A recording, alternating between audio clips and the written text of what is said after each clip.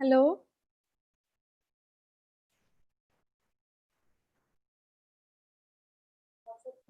Hello, am I audible to all of you?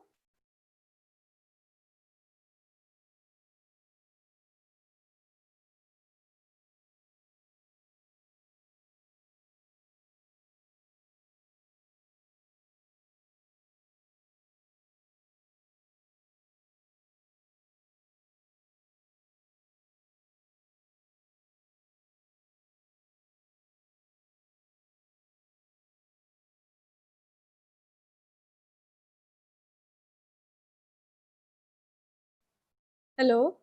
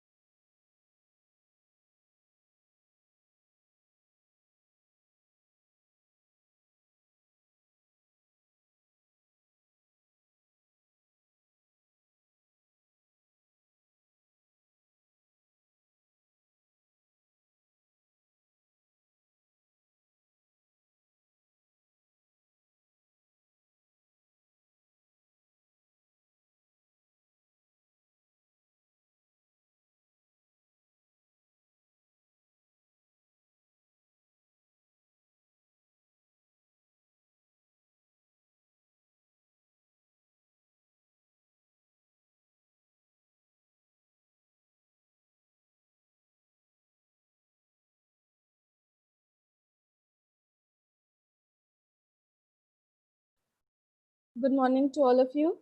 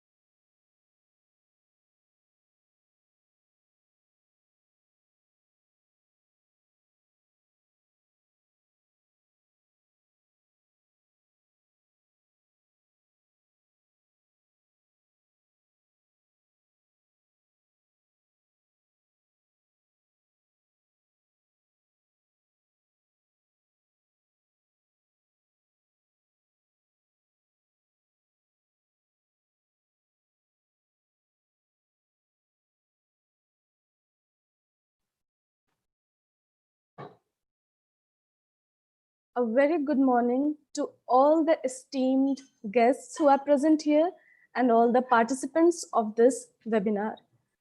Myself, Dr. Vinamrata, Assistant Professor, MSKB College, welcome you all to this two-day webinar titled Navigating the New Normal Amidst Pandemic, Literary Perspective. First of all, I would like to welcome our principal, Dr. Nalin Bilochan sir, who is the patron of this webinar. In our esteemed guests, we have Dr. Mamta Rani with us, who is the principal of RBBM College. We have for our presidential address, Professor S.K.Paul sir, who is the PG head of BRA Bihar University Department of English. And we have a technical session after the inaugural session where there are two speakers who will be presenting their views on the topic. One is Dr.Purnima from VKM, that is Vasant Kanya Mahavidyalaya, Banaras Hindu University. She is an assistant professor in English there. And our next speaker is Poorva Gulati, an English faculty from Delhi Technological University. So I welcome all my esteemed guests today and all the participants of this webinar who are going to make it a success. For our welcome address, first I would like to call upon our principal sir, who is also the patron of this seminar, so that he would welcome our guests and throw some light on the topic of this webinar. So I would ask our principal sir, Dr. Nalin Bilochan, to give his welcome address to all our speakers. Good morning, everyone. It is a great pleasure to welcome you all to the webinar session held on the topic Navigating the New Normal Amidst Pandemic Literary Perspective, organized by Department of English, MSKB College. Our esteemed speakers for today are Dr. S.K.Paul, HOD, PG Department, BRA Bihar University, Dr. Mamta Rani, Principal, RBBM, College Muzaffarpur, Dr. Purnima, Assistant Professor, BHU, Dr. Rasmi Jain, Assistant Professor, University of Allahabad, Dr. Soumya Sarkar, Bihar University, Primam Francis, Bihar University, Poorva Gulati, Delhi Technological University. It is a great honor to have you all here. The onset of pandemic COVID-19 has largely been disruptive in all its possible forms, with its political and humanitarian effects. The impact of pandemic is visible across all sectors globally, but its impact on marginalized section, education, women, economically backward has been immense. The nation experienced a lockdown with its tremendous side effects. The regular offline classes have been transformed into e-learning. Seminars are being replaced by webinar sessions. Online classes and audiobook system are constantly getting developed. Unemployment and migrant workers crises have been witnessed to a great extent.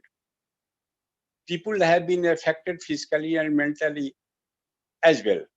So the main of the session was to emphasize more on the current scenario of the pandemic and how can literature contribute to deal with the ongoing situation. Once again, I welcome you all to today's session. Thank you. Thank you so much, sir, for such an illuminating viewpoint on how pandemic has affected us all. And we know because these are the crucial times, everyone is suffering somewhere or the other. Even we have seen the plight of the migrant laborers, we have seen the plight of the daily wagers, we have seen how the people who were already marginalized have suffered a lot. But for the well-off or the so-called economically sound people also, they have suffered a lot. The sufferings can be psychological, physical, mental, obviously economical, because throughout the world economy is suffering. So we have kept this topic keeping in view that all the arena of whatever the areas have been where people have been suffering, we can talk about their plight, we can find out some solution. There is talking is one point and finding out solution is something different. So obviously we must reach to some point where we can find out some solution to all these problems, and that solution can be brought out by literary perspectives, because literature has always been a process where people can learn from it, heal from it. It can help you vent out your emotions psychologically. So thank you so much, sir, for welcoming our guests. And sir has always been a figure who has always appreciated us, has always motivated us. And in this vein only, I will call upon our esteemed speaker, Dr. Mamta Rani ma'am, who is the principal of RBBM College, and she has also been the former principal of Mahila Shilp Bhavan. So she's herself an English professor. So I would like to have her there, and let's hear from her what are her views on this viewpoint. Welcome, Thank ma'am. you very much, Binamrita. Can you listen me properly? Yes, ma'am. Yes, ma'am. Okay. So my good wishes to you this webinar. First of all, Thank you. I would like to bid my good morning wishes to my guru, Dr. S.K.Paul, sir. Sir, are you listening? Thank you, sir. Thank you very much. The honorable principal of your college, Dr. Nalin Bulochan, and speakers or the paper presenters from BHU, Purnima ji, some others, Lalita, some others are there, Anupam Gupta. I could see many faces, Ritu Verma, Poorva ji, then Shalini Gupta. There are so many people I could see. I wish them all a very grand gala good morning. The topic you have selected today is very relevant, and I can say somewhere I have read that COVID-19 that binds us but holds us apart. So this is the situation, and during this COVID-19, we had faced a long period of lockdown. Not only we Indians, but abroad people have faced so many problems, and worldwide, 1.2 billion students are affected due to this COVID-19 pandemic. But this has created one stop shop for teachers and students, because online deliberations, online discussions, online webinars, these are now in practice and people are enjoying it. Previously, writing was done during midnight or by the weekend, but nowadays people have creative writers have plenty of time, and they are using the daylight for writing, for creating their art. So it has been the trend. In previous days also we have seen that during World War First, during World War Second, the writers took the opportunity, they grabbed the situation to write about the event, to write about this sort of just a historical drawbacks, you can say drawbacks to the world. So they have written about it. In 1947 as well, when India was divided, India Pakistan became two countries. So at that time also there were many writings based on the partition. So like that time, today also we find that during this lockdown period, writers, particularly in India, I will be talking about Indian writers, they have written a lot, they have got a time, so they are inspired, and through Instagram, through Facebook, through WhatsApp, through YouTube, they have shared their writings as well. I would talk about one writer in 1918, that is Anna Porter. She wrote a novel, Tell Horse, Pell Rider. It was also based on pandemic. She was caught and she was a survivor, and she wrote how she felt after that coming out of that pandemic. So that was written at that time. The famous epic, we can say epic, The Wasteland, that was also by Eliot. That was also created when Eliot and his wife was caught by a flu, and that time he felt it very much, and he writes the Wasteland, epic like Wasteland, where he submits that April is the cruelest month. It was due to that pandemic as well. In second coming, WB It's, he has also written a line is there, ki they came like swallows. That is about the death, perhaps about the death. That time also the diarrhea, the plague, these were the pandemics which caught the world, and many things were written. Now we can see the same effect of this pandemic on the writers today, and we can call this phase as pen and pandemic. What they have penned down, that is pen and pandemic. I will be talking about this pen and pandemic, and I will also give the reference of one writing that was love in the time of cholera. Today also love in the time of quarantine has been written. So there is similarity. I think all the creative writers, they think in the same way, at the same wavelength. So they could not let this opportunity go out of their reach. They have captured this as well, and the themes are quarantine, lockdown, isolation, migrant, working housewives, working women. These have become the topics of the writers today, and they are writing well upon it. Now, work from home. This is the new normal. Work from home, this is the new normal, and so writing from the home, reciting from the home, discussing from the home, everything has been in practice, and people are doing good. There are so many platforms. I think that the businessmen, they have also created so many platforms, and they are selling spaces, and people are joining those apps, and through those apps they are discussing this COVID-19 era as well. So this COVID-19 has inspired writers. They have got plenty of time. They have peace for thinking. They have peace for reading, time for reading. They have the space for meditation. They have experienced a lot during COVID-19. So fiction, poetry, non-fiction, there are a range of writings in all these categories. This new genre has crept here, and that is called lockdown literature as well. So we will be talking about some lockdown literature, and among this I would like to name first, that is Siddharth Gigo. He writes about the march of migrants, working lady, working woman. In his book, he has written the book Love in Time of Quarantine. Again, remember the Love in Time of Cholera, that was written in 1918, and now this is Love in Time of Quarantine. So this quarantine novel has two love stories running together. One is about the couple who are just aparted. One has gone to his native land, and the girl is there missing all the time, that her lover. And the second, that is about the migrant who has nowhere to go, the migrant laborers who has nowhere to go, and what they face when they are towards anywhere or towards nowhere. So that is very touching. So he has written about it, and that is well read novel.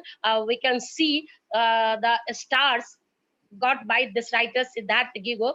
Nowadays reviews are always there, and we can online go through the reviews, and we can decide which book to read and which not to read. That is also a very you can say this is also the opportunity. We can opt for good, or we can leave the bad. We can go through the star ratings, and we can choose how could we pass our leisure. So this online facility is always there this during this COVID-19 period. Now the other one is Sobhade, well known, and her she has released one ebook, and that is Lockdown License.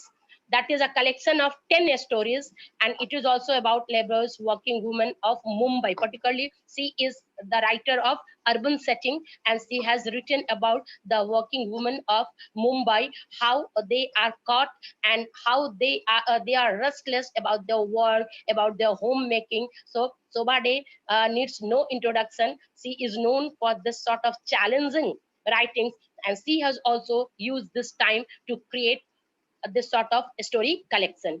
Now there is one Gayatri Gill. She has written the book The Day Before Today.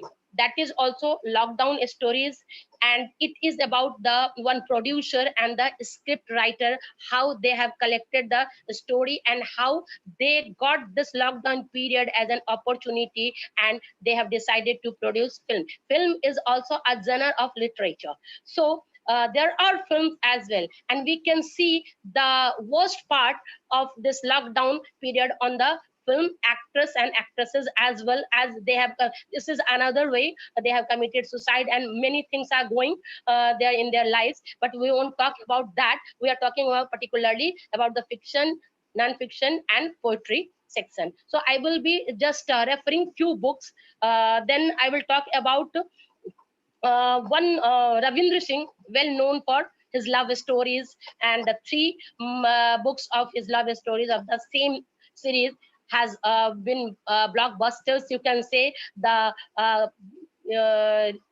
good reading and good star marks has been given to Ravindra Singh. He is a romantic novelist, and he also writes about how romance grows between the two during social distancing. This is the problem when romance grows when people meet, but these days people are maintaining social distance, and how the romance crops out of that social distance. That is the very lovely part of his novel, that the girl is living in a flat, and at the top of her flat there is the flat of that boy, and through shifting food through basket to upper balcony, and then shifting letters through basket to the lower balcony, and this way the love making is there, and the romance crops out. So that is a well-known writer. He is a well-known writer, and obviously this novel would also become a good novel. This will also get good response from the writers. I too is a fan of Ravindra Singh, and I have gone through all his three previous novels, and I would love to read this novel again. Then there is Tanuj Solanki. He has written The Machine is Learning. It is all about how our work has shifted to machines, and we are now dependent upon machines. And it is true, nowadays we are on this webinar session. In this webinar session we are on the social platform, and we need this net, this websites. These are the things, and these are all related to the machines. So the machine is learning. This is also good novel by Tanuj Solanki. There is one writer, some Chatterjee, I don't remember. Renuka Chatterjee. She says the virus, I quote, the virus and its after are going to be written about in fiction, non-fiction, poetry for a long time to come. It is a rich fodder. See the term fodder. It is a rich fodder for writers with the theme of isolation, locked up, migration, etc. So C2 feels that the writers have got a wide range for their writings, because the digital platform has given us a great opportunity to hear the discussion on arts, literature, then company issues in the hour of confinement. So she has also written well on this COVID-19, and she has also describes the opportunities and the lackings, you can say disadvantage of this period as well. Now I would say something on non-fiction. In non-fiction arena, we have a lots of writers which includes doctors as well. they have also written long articles upon this COVID-19, its feature, how it can it be destroyed or not, what's its habit, how it spreads up, what are the challenges, what are the just recoveries. So they have the good well-known Dr. Rajiv Parikh, then Dr. Swapnil Parikh, Dr. Ansuman. They have written a lot, and that could be placed in non-fiction category. Then there is one Jagdish Bindra. He has written about immunity, the immune organization. That is the name of the book, and he has given the list of 17 antibodies to stay immune. So that is also worth reading by Jagdish Bindra. Then Dr. Sneha Gautam, Prasenjit Mitra, Shadma Yakub, they all have written about their experiences, about the social harmony during the period of social distancing. That is very that seems just different, but that has taken place during this period of COVID-19. So non-fictions novels, non-fictions writings are also there, and which we can go through and can have a good knowledge about COVID-19 and the things that is taking place, the changes those are taking place in the society, in our nature. Now poetry, I do remember what great men have said about poetry, the spontaneous flow of powerful emotions, and blah, blah, blah, so many things. So, poetry, we cannot segregate poetry and nature from each other. So, poems have been written about isolation as well as about the healing of the nature. That is the positive side of writing. Okay, one poet, he writes, let me quote, yes, that is Richard Hendrick. His poem Lockdown, where he writes that birds are singing, sky has turned again blue, the water is crystal clear. So he has tried to focus upon the positive side of nature that has taken place during this COVID-19, and we do feel the API index of our city Muzaffarpur has been 400 something, and during the COVID-19 it has come to 72. So this was the drastic change in nature, and for nature I can say that COVID-19 is a boon, it is not a bane. So nature has healed itself up. Then there is a Simon Amites. He has also written a poem titled Lockdown, and it is about the isolated stage of lockdown, what he feels when he is all alone. We get the same sort of feeling which we have read in the vertical ladder, up in the high in the sky, what the hero feels, that there is nothing, there is no life, nothing. So that sort of feeling we find here in Salmon Amite's poems Lockdown. Then Aditi Jadhav.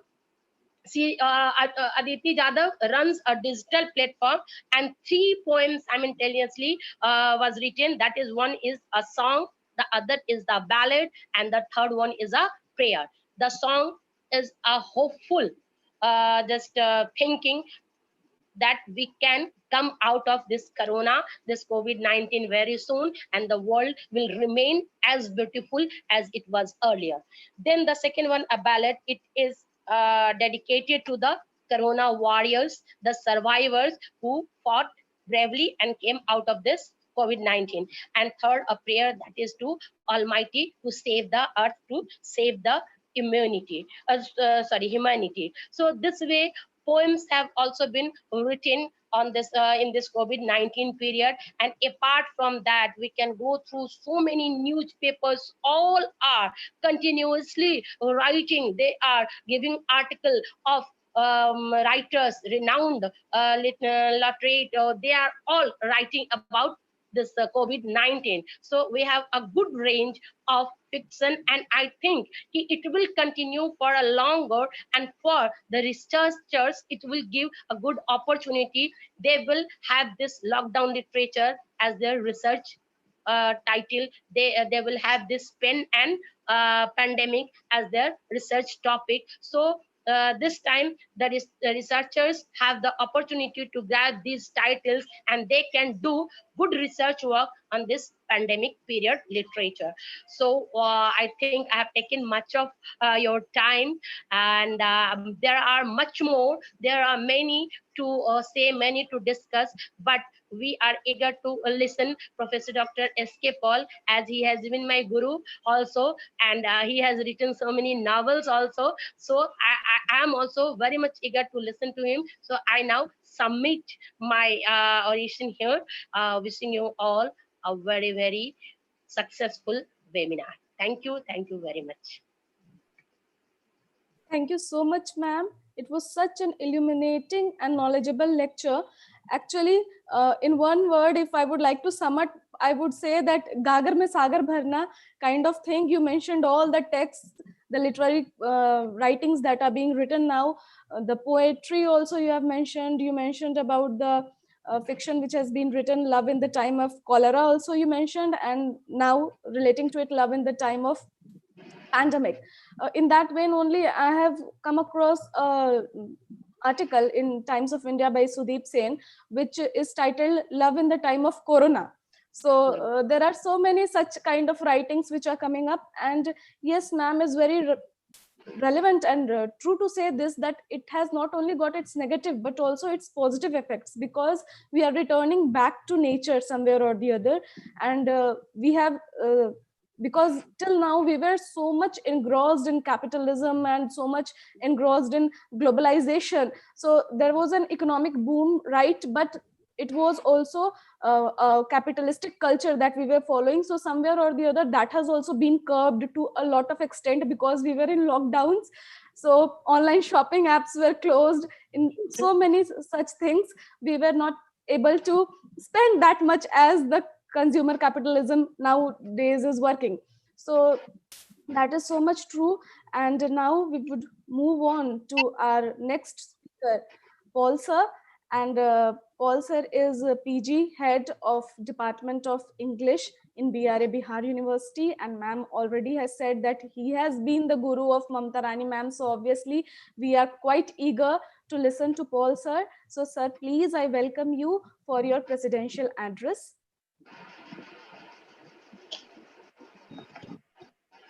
Hello. Am I audible? Am I audible? Can you hear me? Hello? Can you hear me? Hello? Yes, sir, Can you are you audible. hear? Yes, sir. Yes, sir.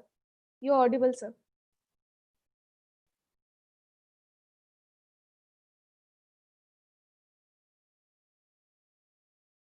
No, sir, it's not coming now.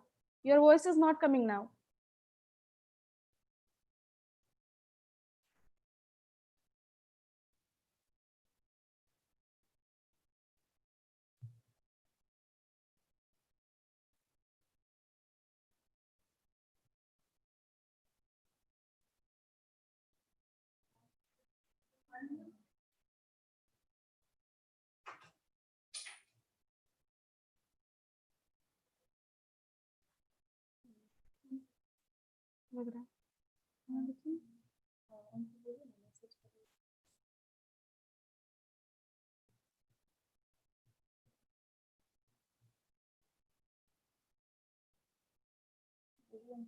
Hello?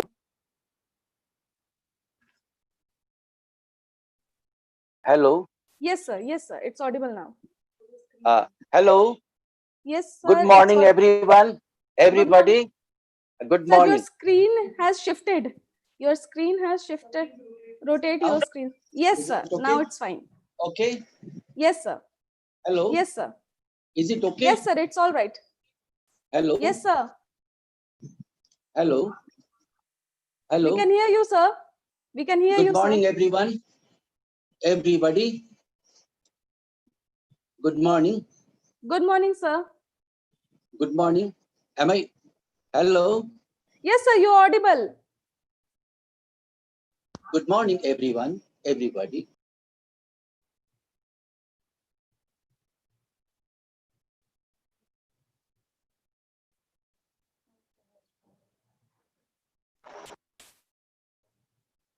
Hello?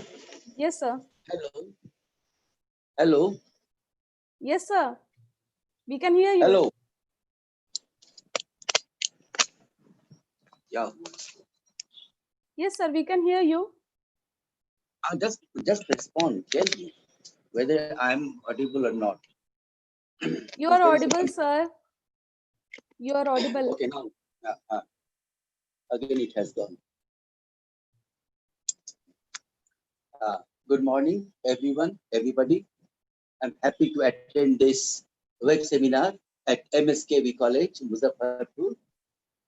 First of all, I thank the principal and the members of the Department of English here to invite me to deliver the presidential speech today.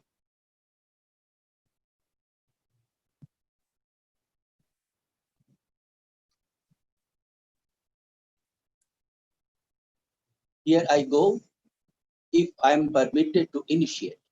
The pandemic COVID-19 and its impact on human civilization. The current pandemic, which I would like to call the renaissance of humanity. This present pandemic, I would like to call it the renaissance of humanity. Renaissance of humanity.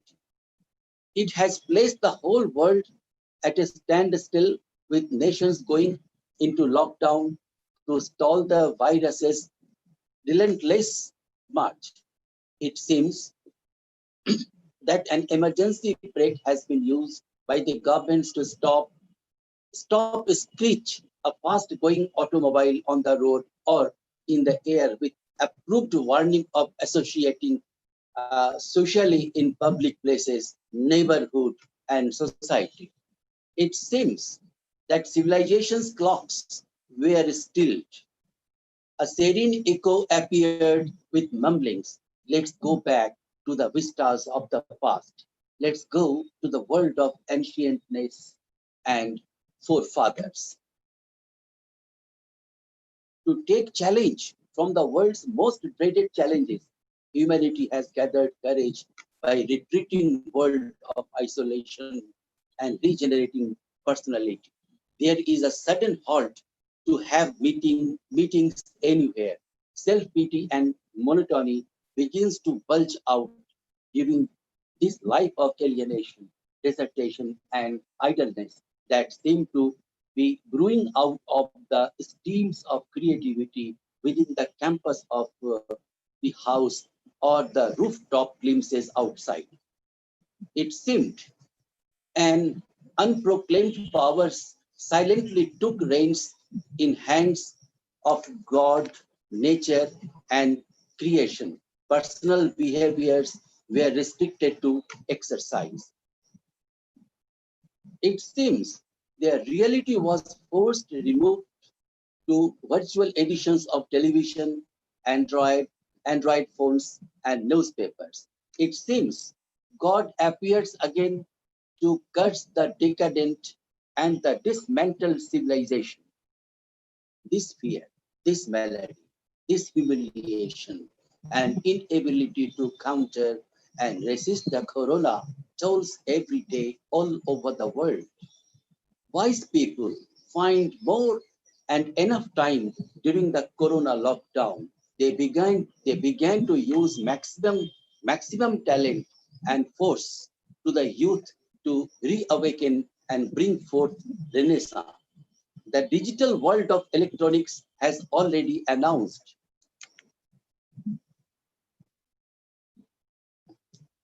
The digital world of electronics has already announced the online work and education.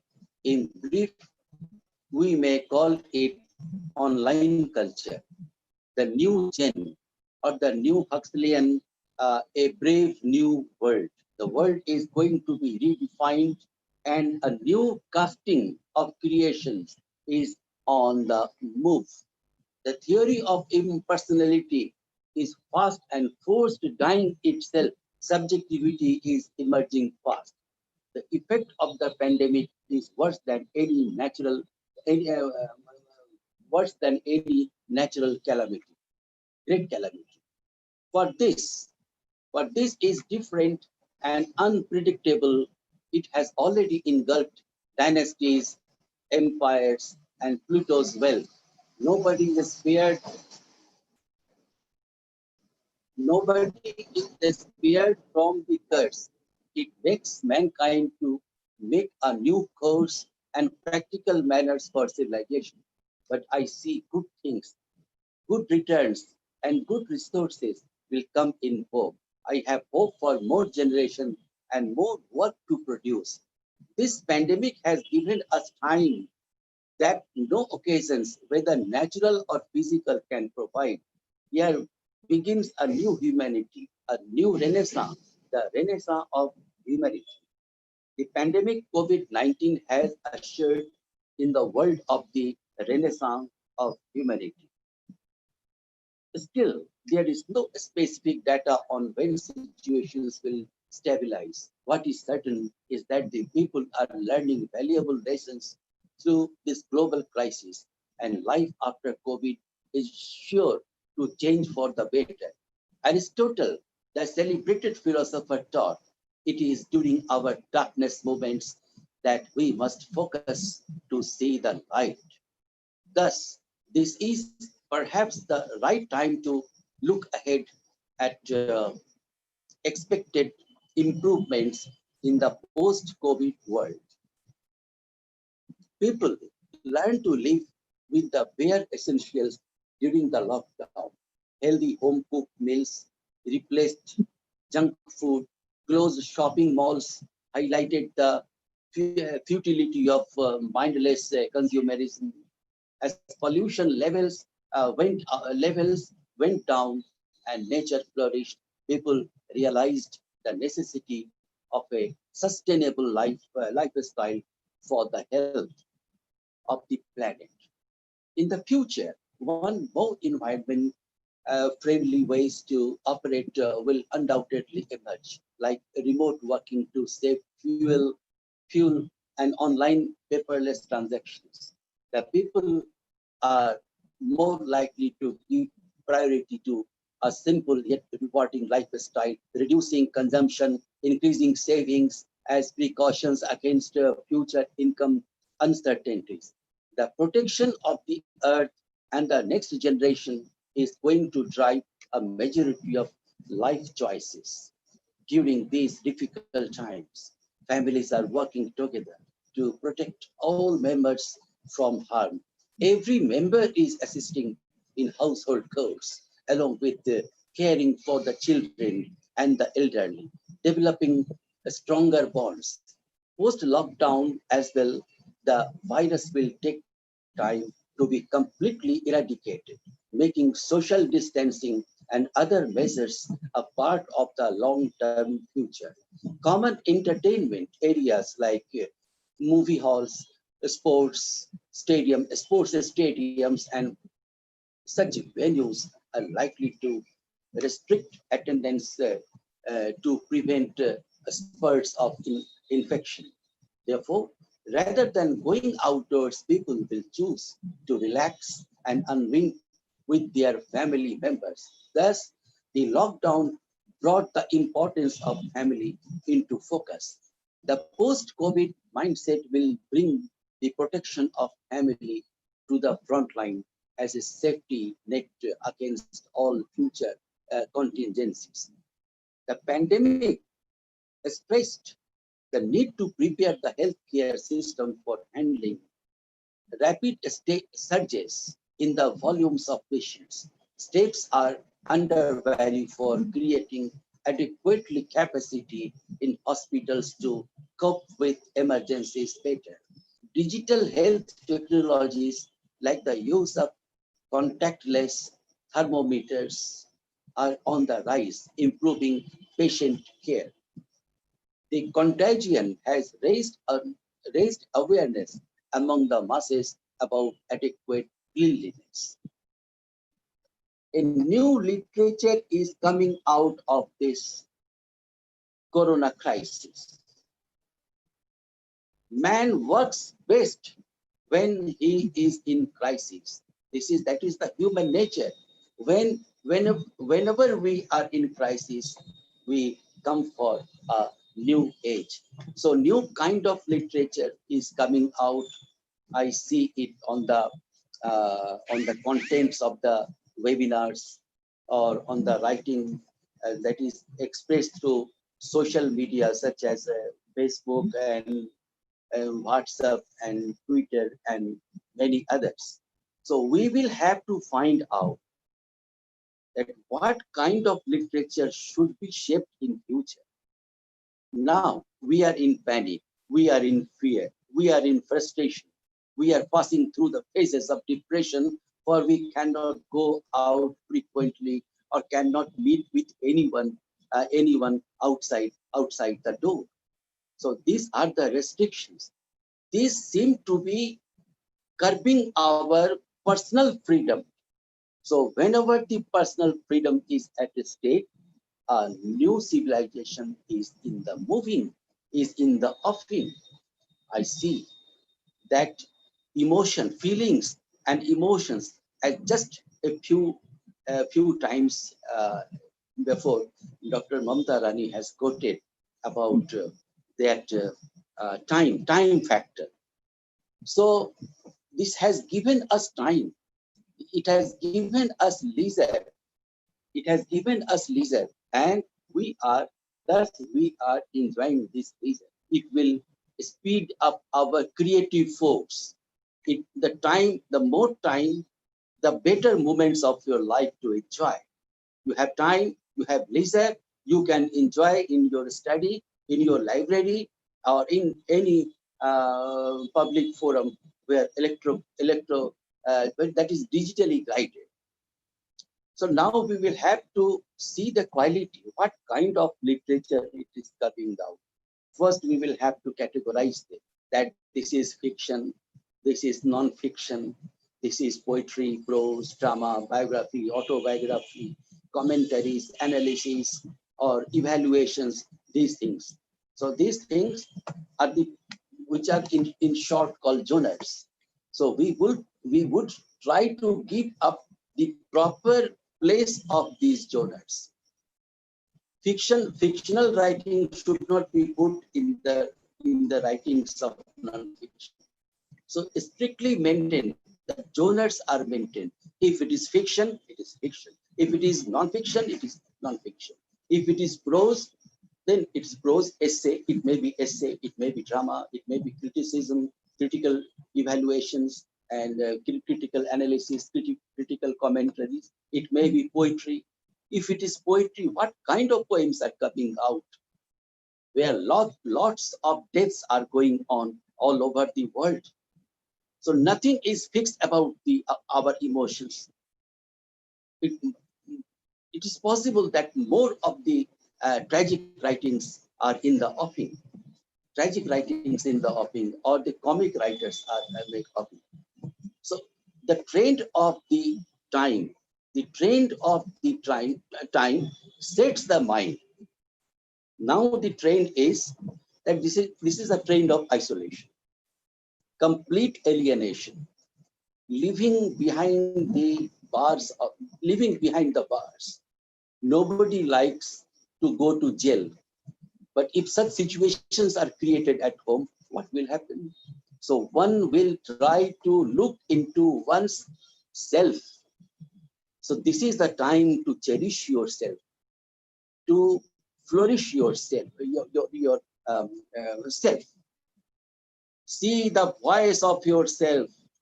If you are a person of literature, see the voice of your race. What feeling, what kind of feeling is more afflicting you? Try to uh, spot it out. It is possible that to analyze the human conditions at a state, to analyze the reversal of the civilization, sudden reversal of the civilization, upsetting of the apple cart. All dreams are broken. Lots of dreams of lots of people have been broken by this lockdown, by these restrictions. But some new things are also coming out. People are making now an inward journey that is called self-speculation. This is the time of for our self-speculation. A new kind of literature is coming out. It may be written in the form of subjectivity. So there may be subjective poems like that of John Keats. Keats, why Keats was criticized? Keats was criticized for his theory of personality. There was much I, much my, much self in his poems. Such days are coming back, my dear students, my dear colleagues. Such days are coming back. It is the restoration of the humanism. This time is the restoration of the humanism. I can bet that more sonnets will come out in this time in poetry. More sonnets will come out in poetry from different corners of the world, from America, from Britain, from whole of India, from China, from all other states, because it is the expression of, it would be the expression of the self. So just the style would be changed, just the mood would be changed, and a new creative force which is coming out of frustration will astonish the whole world in near future. It is possible that a poetic collection like that is called Odyssey and Aeneid will reappear again. New literature like the Ramayana, old literature like the Ramayana and the Mahabharata will reappear again. So this is the process. The process of recycling is going on. Who did know that such miserable situations would come in our life? People were becoming from mightier to the mightiest. Even the lame was walking fast. There was no restraint on the fast running civilization. There was no restraint at all. They were just moving and never caring for others. So that is a selfish civilization was previously going on. That is at stake. Immorality is at stake. Dishonesty is at stake. Corruption is at stake. And all kinds of that is called debasement. All kinds of debasement was running with full zeal all over the world. People were proud. People were just proud of their power, of their wealth, of their intelligence, of their capabilities, of their abilities. What happened to those capabilities, those powers? What happened in America? Two words can never be used for the Americans. The innocent. Americans are never innocent. Ignorant, never. They are neither innocent nor ignorant. They had money, they had power, they had resources, yet they are at their knees. They are humiliated by the time. They are humiliated by nature, or you may call that they were humiliated by this. I don't say that who is responsible. I don't ask who was responsible for this COVID. But we can ask only one thing. What are you doing in these hours of crisis?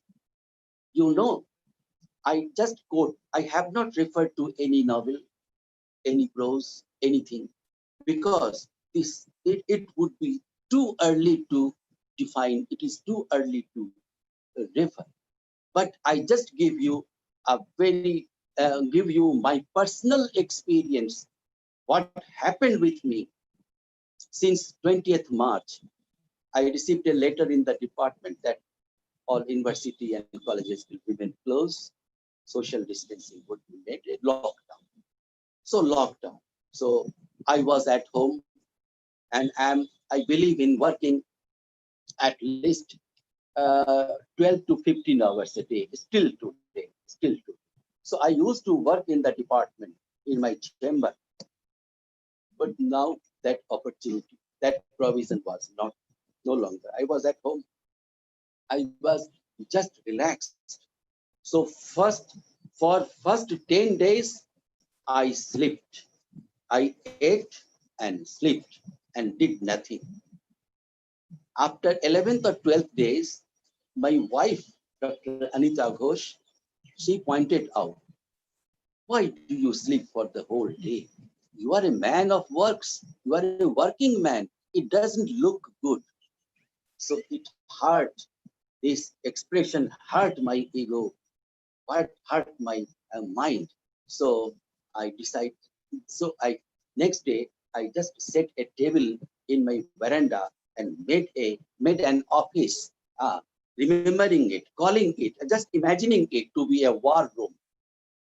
So I came out in the war. I began to read, edit my old manuscripts since 1980s, early 80s, early 70s, full 80s, full 90s. So I took out all my manuscript and began to edit them. Or this way, I worked from 5 a.m. to 10 p.m. every day since then. You know what have I have done? I have finished the manuscripts or draft for 6 books. 6 books. 5 have been sent to the publisher. Means 5 books are in the offing. These are not ordinary books. These are my ambitious projects, which was which was yet to be fulfilled. And I got this opportunity, this time. I got time, lots of leisure to work, and I worked. And this way, 6 books. These books are 3 books on literary criticism and theory. Three books. And 4th is on Huxley. 5th is on George Bernard Shaw. I have rewritten George Bernard Shaw. I wrote it in 1998, but I was not satisfied with that book today. Today, when I went through those books, I did not like them. So I rewrote this book. And finally, it is on Shakespeare, a comprehensive work on Shakespeare, on Huxley, and on George Bernard Shaw. So what happened? I got leisure, I got time, and as I had not, I was restricted to go out like everybody. I couldn't go out. I fixed remained to my room. So it was a complete inward journey that I just picked up resources from within. And I feel contented now that creativity or creation comes out during the hour of crisis. My dear friends, colleagues, my students, I request you to use your uh, creative touch, your inner sources. Vivekananda has said, he has said in the Chicago speech that all the knowledge of the cosmos lies in your mind. You never explore anything. You never discover anything outside your body because they are already explored. They are already discovered. They are lying in your mind. Just try to arise them, awake them, and make a use of them better. So here I conclude my lecture, though it is not enough, but keeping up the time, because time is the best thing. Time is the ultimate thing. Time is the ultimate. Remember, you have given time. This time this time would not have been given to you if if colleges were open, if offices were open, if universities were open. So for a writer, for a professor, for a journalist, for a doctor, for an engineer, for any man of letters, or any man of letters are suggested to peep into their self and disclose and discover their inner self, make an inward journey, because you have to promises to keep. You have to show the world that you are not cursed, you are not damned, you are rather blessed, you have a bliss. Thank you. Thank you. My lecture is concluded. Thank you so much, sir. There are few questions which some of the participants are asking, if you would Yes, allow them. Sir, yes, first we have Shalini Gupta ma'am from MSKB College. She has a question. yes. I'm going to unmute Shalini ma'am so that she can ask the question. Yes. Good morning, sir.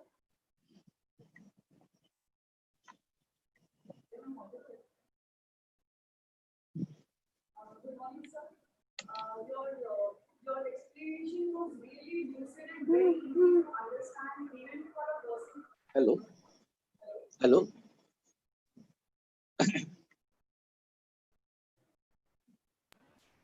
Hello. Hello. Thank you, sir. Thank you so much for the information and for the lecture which you made.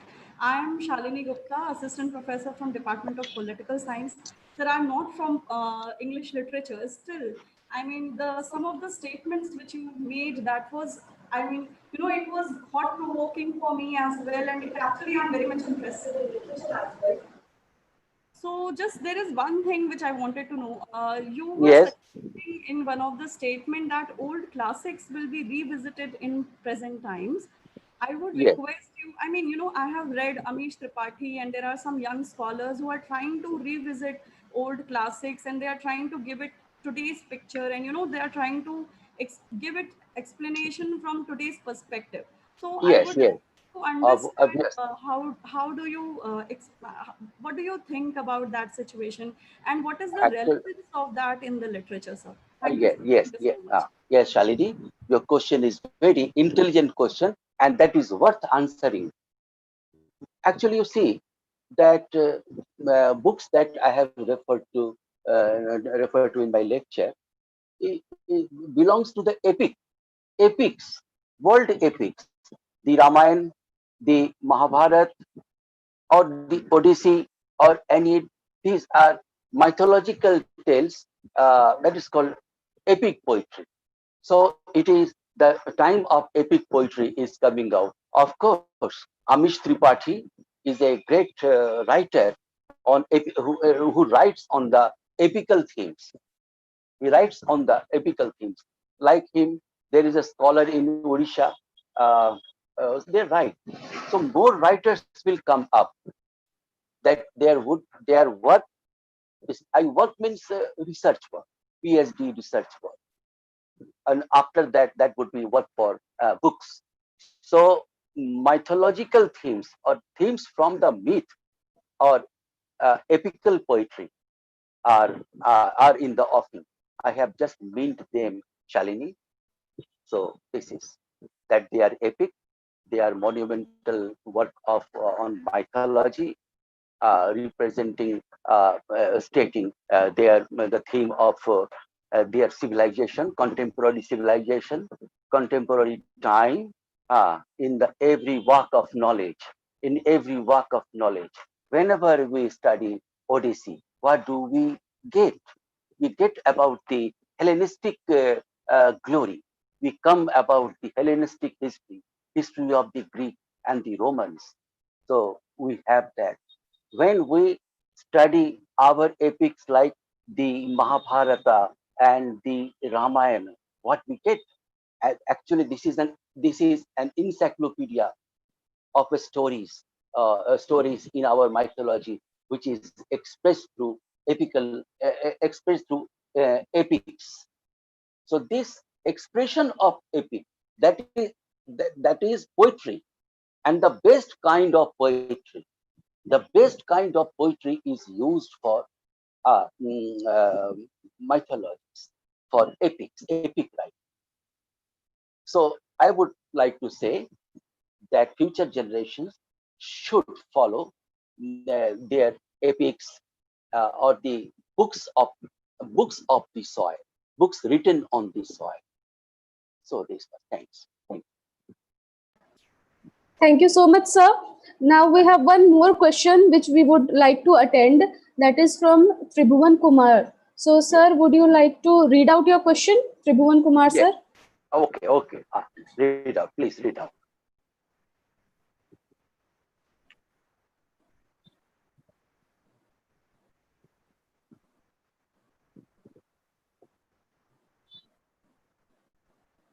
Hello,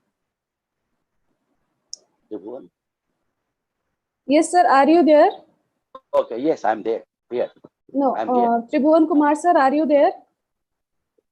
Okay, I'll read out the question for you, sir. Okay. The question goes like this, that the major role literature can play during this pandemic period is creating awareness. The situation in India is totally different. The sufferer is either poor people who are not much aware of this, or mostly group of people who don't care of this critical time. Most of the people don't take literature seriously. How can literature save the situation? Okay, you are right. And I feel merit in this question. Actually, see that literature is for every time, is for every moment, is for everything. Whatever we do, our that is called human actions or animal actions or the actions of the being, actions of the living on the earth, on the planet earth that we see, which are visible. So they are recorded by two persons.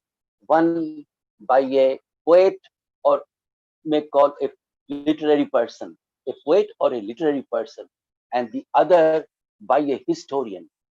So when a historian writes, he writes with complete objectivity. And when a literary person writes, he writes it with his personal views, his personal commentaries, and his personal feelings or guidelines. Feelings or guidelines. You know what happened? That people earlier did not know the meaning of industrial revolution in England. Yes, industrial revolution in Britain took place in 19th century, early 19th century. So people just knew that it was industrial revolution. Some factories were being built, created, constructed, and a new marketing system was coming out. But that's all. But when Charles Dickens wrote his novels on social realism and depicting especially on the industrial civilizations in a tale of two cities and in hard times and Nicholas Nickleby and Oliver Twist and in several novels of him, we find the realism, and that realism deals with what happened in the field of science, arts, commerce, philosophy, in every branch of knowledge. What happened? What were the events? What were the restrictions? What were the constrictions? What were the freedom? What was the economy? And what was the health of the society? Our literary figure, that's called literature. Our literature will find path of a new horizon. They are the pathfinders.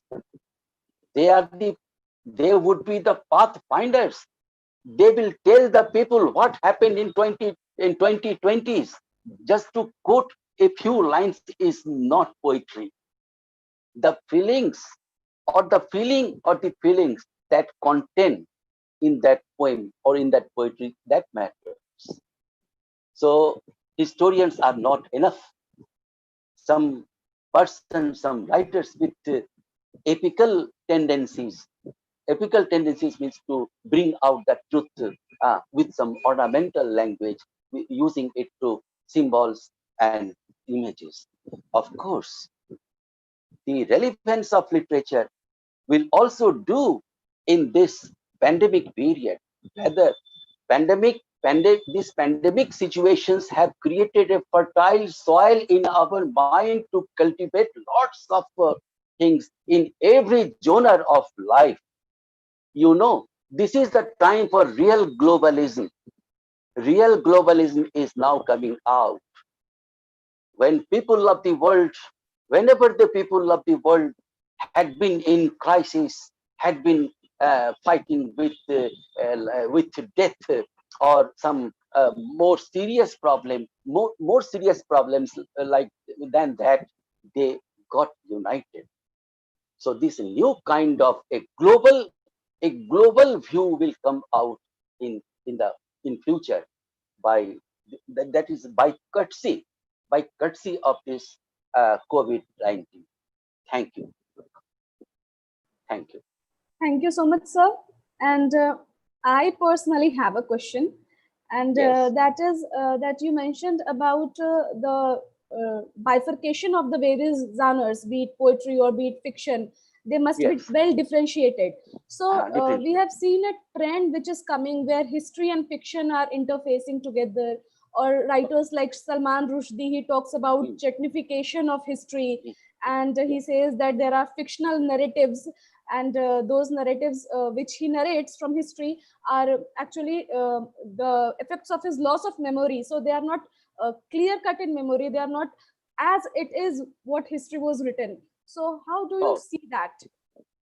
you see that history history is of two kinds. Two kinds. That is called fictional history. History written in the form of novel or form of fiction, and the other is non-fictional.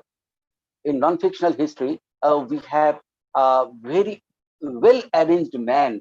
His name was Kettleby. Have you heard the name of Kettleby, who wrote the history of France, history of modern Europe?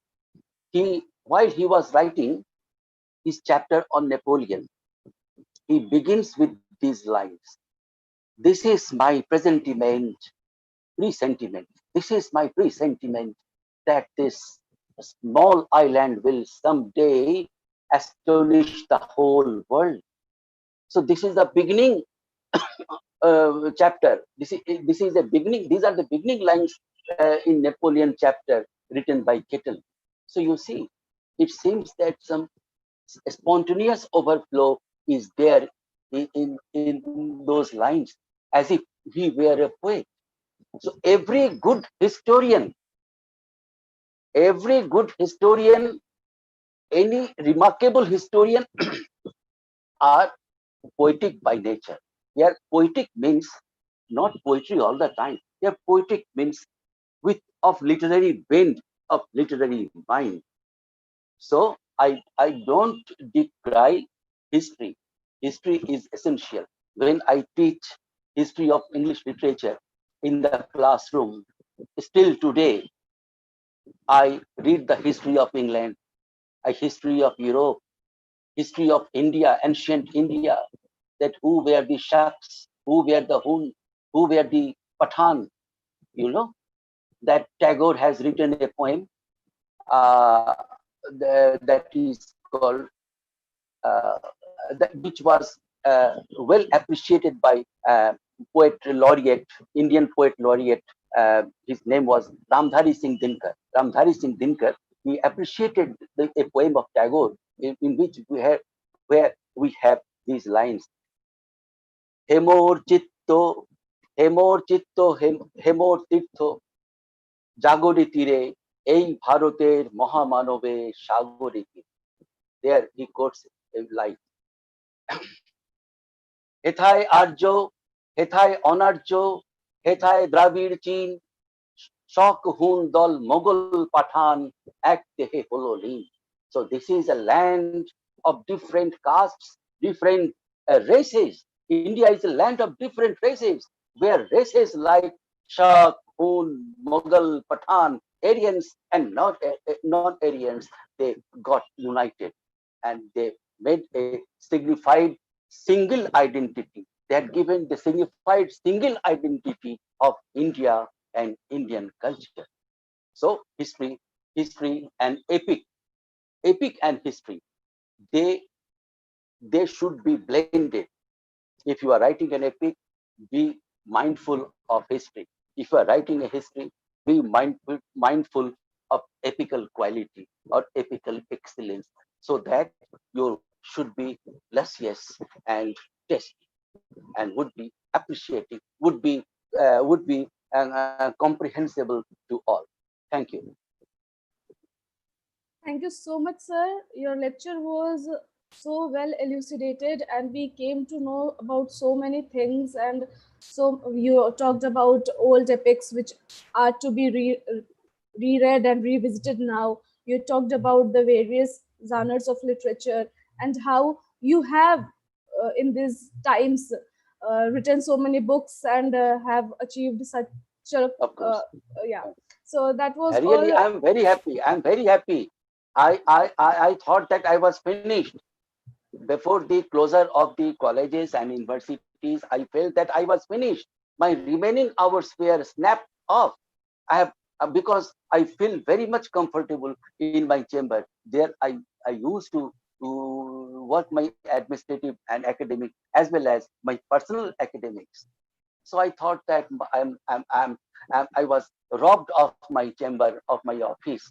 I was just taken to the asylum, the home asylum of my wife, and there then it was a renaissance. I gathered all strength when I saw that there is enough of time, and I had used that time. Really, I'm amazed. I'm amazed at myself. Thank you so much, sir. Thank you so much for being here with us and for your presidential lecture. And in this vein, we finish our first session, the inaugural session of this webinar. Now we proceed on to our next technical session. And in this technical session, we have two esteemed speakers. So our first speaker is Dr. Purnima, who is from English department, Vasant Kanya Mahavidyalaya, and she is the English faculty there, and she is also she has also written many books. She has written actually two poetry books. One is titled Mirari, and the other one is titled In Search of Meaning. And both the books are well versed. She is a well versed writer, and she has written many research papers also. So now I would like to call upon Dr. Purnima for her first technical session.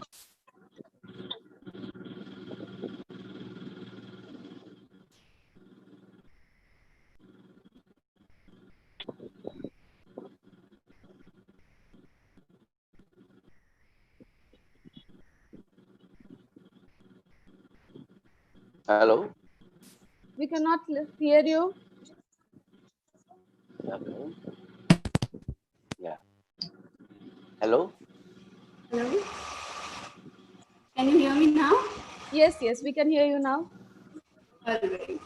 So I would like to thank Professor Narendran Vilochan sir, Principal MSKB, and our wonderful organizers Dr. Namrata and Dr. Lalit Prabha for giving me this opportunity to share my ideas and my views with you. I'm also a learner, and I'm also discovering things during this time, and through my small career in language and literature.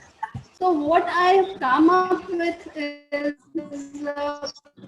something very simple, something that all of us can relate with, but it is also something that we need to ponder over and we need to think over, because how we cope up, because coping mechanism is very important. So when we are in a situation like this, I call it a pandemic, because Hello, Dr. Purnima. We are your screen is buffering actually. Hello. It's not just about coronavirus, but it is about isolation. It is about turbulent wars. It is about fighting at various fronts. Is it better now? Hello? Hello. Yes. Is it better Please. now? Yes, it's better now. Please, you can start up once again because the voice was cracking up. So, All right. There was some network issue with the other network. So now I would again start with very warm wishes to all the participants and all the audiences who are here, and also to the wonderful organizers who have given us this opportunity to speak for them. And my title, as you can see, is very simple. It is about coping with turbulent times through literature. So why I take the title as turbulent times is very important, because it's not just about the pandemic. It's not just about the problems that we are facing now, but it's also about it's also about so many other things that are happening, because there is a cash crunch, there is an economic crisis, there is tension building up throughout the corners. The whole world is facing severe crisis. So it's not just a health hazard, but there are so many other associated problems. There is distancing, there is isolation, there is mental stress, there is also the need for physical well-being. So there are so many aspects of our personality that has to be revisited during this time. So in that way, I have decided to talk about certain things that all of us already know, but we need to think about it, we need to ponder over it, and we need to design our courses and material and our everyday life in a certain way. And the easiest way I relate to, and I would tell all my students and audience to relate to, is through literature. And there is a huge body of literature, we all know. Even I put fiction, non-fiction, everything is literature, as already Mamta Rani ma'am has pointed out. So history can also be read as literature. So in the vast volume of word, we can always find solace, and we can the kind of isolation that we are feeling in today's time, we can come out of it. It is not only our problem, but it is also the problem of the whole society. And such problems have happened in the past. Reading history also tells us that this is not the first time we are facing a pandemic. There has been the Great Plague, there has been cholera. People have come over it. The civilization, the human civilization is very resilient. And at individual level, at social level, we have always faced certain issues, and we have always come out. So it's not something to worry about, but it's something that we can always have a discussion upon. So next is when I talk about healing through literature, or developing as a human being through literature, I always consider books as best friends. It's not only I'm sorry why this screen is happening. There's something happening on the screen. Uh, oh God.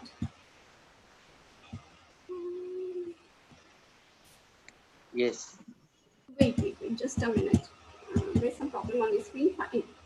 So books are our best friends, and you can have them. They inform you and they entertain you, and they don't talk back. What happens with people when we are trying to relate to people? The problems are that they may not understand us. But a book is not talking back to you. It's not judging you. It's not putting any kind of constraint on you. So it is always good to read. And I also look at writing as a medicine, because writing is an antidote to all the injury that we have faced, all the problems that we have faced, all the difficulties that we have faced. So this kind of problem always comes up when we are dealing with life. So writing and reading both can heal us in a very proper way.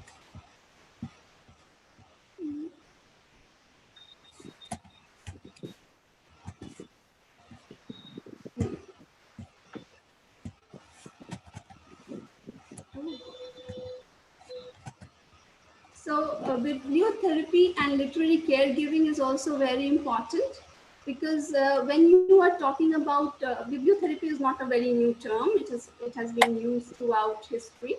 So bibliotherapy is the way you can heal through books, and we can use it for overcoming loneliness, for overcoming social exclusion. It is also very helpful in developing emotional quotient, and it helps us to develop as a human being.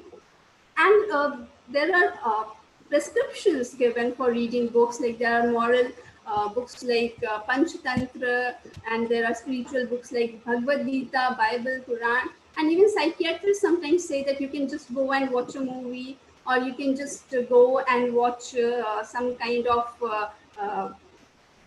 of entertainment channels, or you can just read a book and you can come out of acute depression. So, and someone was asking, I would like to answer that question too in this way, that how we can relate who are poor. So storytelling is also a technique. Folk songs are also a technique. So we can tell stories, we can narrate stories, and in that way, even if you don't have too many books around, if you have it in your memory, if you know a story, if you know an anecdote, you can tell it to others. Like, this is not the first time it is happening. You're not the only one who is suffering. There are so many other people who are going through the same situation. And in that way, by storytelling and by reading clubs, like if you have a book, you can read it out loud to people. And if you can read out a book over phone, you can because there's so many apps people are using today, they can read it out loud to others, and that also is very healing in its own way. Then moving to the next slide.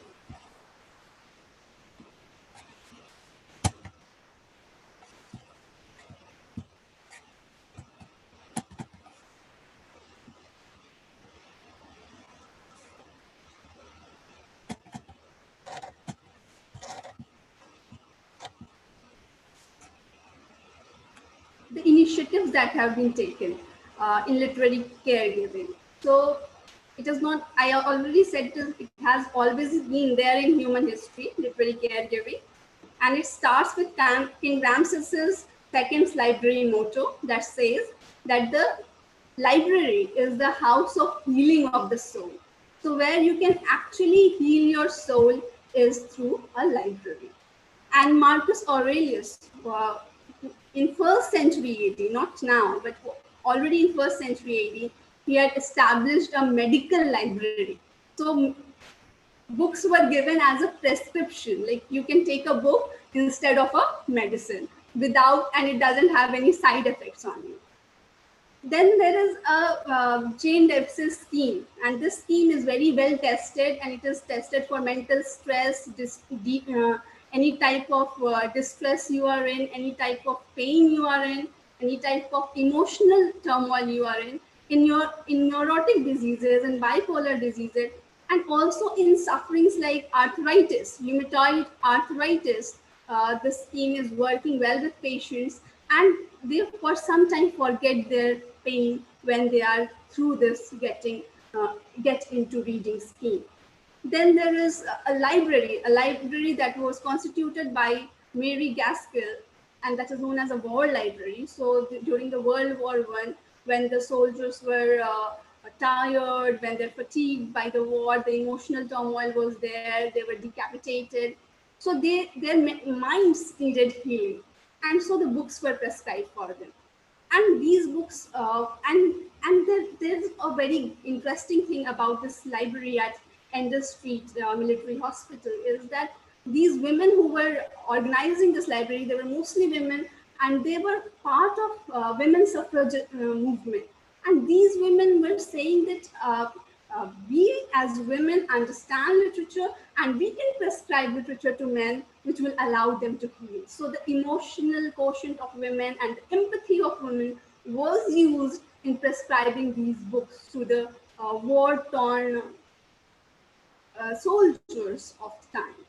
And Arlene McCarthy Highness has organized bibliotherapy roundtables. So you can give therapy to people two round tables. You can sit together, you can talk together, you can read out a couplet, you can read out a poem, you can read out passages from a story or from a book, and you can allow the person to heal.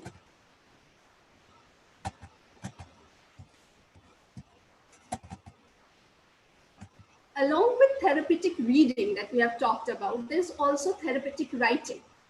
Because reading, we all of us know that books are our best friends. We often talk about it. But what we don't talk about usually is therapeutic writing. I always suggest everyone, each and everyone, if you are going through a turmoil or not, you should keep a diary.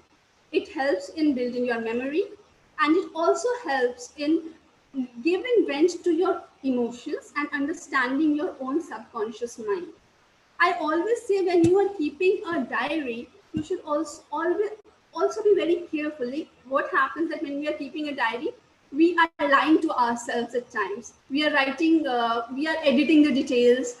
We are not writing what we are actually feeling. We are only writing a hint about what we are feeling. So while you are keeping a diary, one thing I'll suggest to everyone who is keeping a diary: be true to yourself. Be true to your own emotions. Be true to your own subconscious, and then only it will help you to heal, because you have to come to terms with your own emotions. You have also to come to terms with your hurt, feeling of pain and hurt and suffering, and also your own darker side. So you have to come to terms with both of it. I also suggest most of young people, and I also suggest people of all ages, for keeping a dream diary. Why dream diary is important is because so many of our thoughts are pushed down to the subconscious. They are repressed in the subconscious. So if we have to come to terms with our emotions that are not on the surface consciously in our day-to-day life, we may appear very normal, but there would be something that would be troubling us in the subconscious. So keeping a dream diary helps us to relate to our own subconscious. Then we can look into our own dreams and we can think about it, why we had a particular dream, how it was affecting us. So this kind of a dream diary would be very helpful. I also suggest writing memoirs. Sometimes what happens that there are certain issues in our life that we have not come to terms with. It may not be in the present, but it may be in the past, and we have not resolved it till now.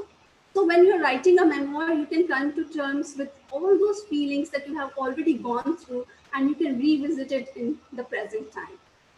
There are also social issues, and sometimes we feel just we want to vent out ourselves and we don't find a medium where we will say our words, who will listen to them. If you have such kind of a feeling, write your own blogs, write on social media sites, and give vent to your emotions on your social media sites, so that you can cater to your own emotions and other people's needs by writing, because sometimes people feel they're alone, they're isolated. But when you're writing blogs, when you're writing social media posts, people relate to you and they realize that you're not the only one. You can also start a campaign, a fundraiser on social media. So therapeutic writing can also help you a lot. For that reason, I always quote Anne Frank, because she says, I can shake off everything as I write, my sorrows disappear, my courage is reborn. Why she writes that? Like, I think there can be no worse situation in history than the Holocaust. Holocaust has caused so much emotional turmoil. People were killed, families were lost, people were living in small cells, hiding for such a long period of time. They were isolated. All the things that we are going through now, people have already gone through during the Holocaust. So in such kind of situation, Anne Frank is feeling normal because she's able to write her diary. Anne Frank is also an example for being true to her emotions. She doesn't lie about anything. She doesn't lie about her own sexuality. She is not mixing up words. She is being true to her diary. And that's why her diary is so readable and so relatable. So you have to be true to yourself. Again, about dream diary, you can read Amrita Pritam's Lal Fita, because there she talks about intuitive dreamings. So keeping a dream diary, and she was suggested that by her psychiatrist. So you don't need to go to a psychiatrist every time. Your dream diary can help you a lot in that way. Then we come to the next slide.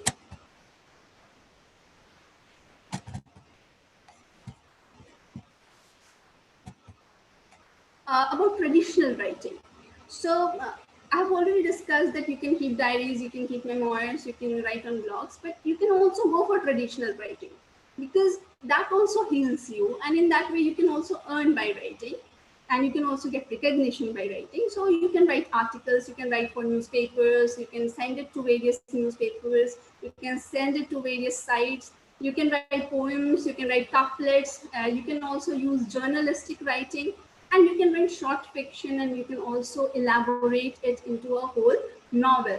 So, or if you're always writing, you can also fictionalize your emotions. Sometimes we cannot be very true to our emotions. Fiction also helps us get out of our feelings, and it also gives us an alter ego to which we can relate.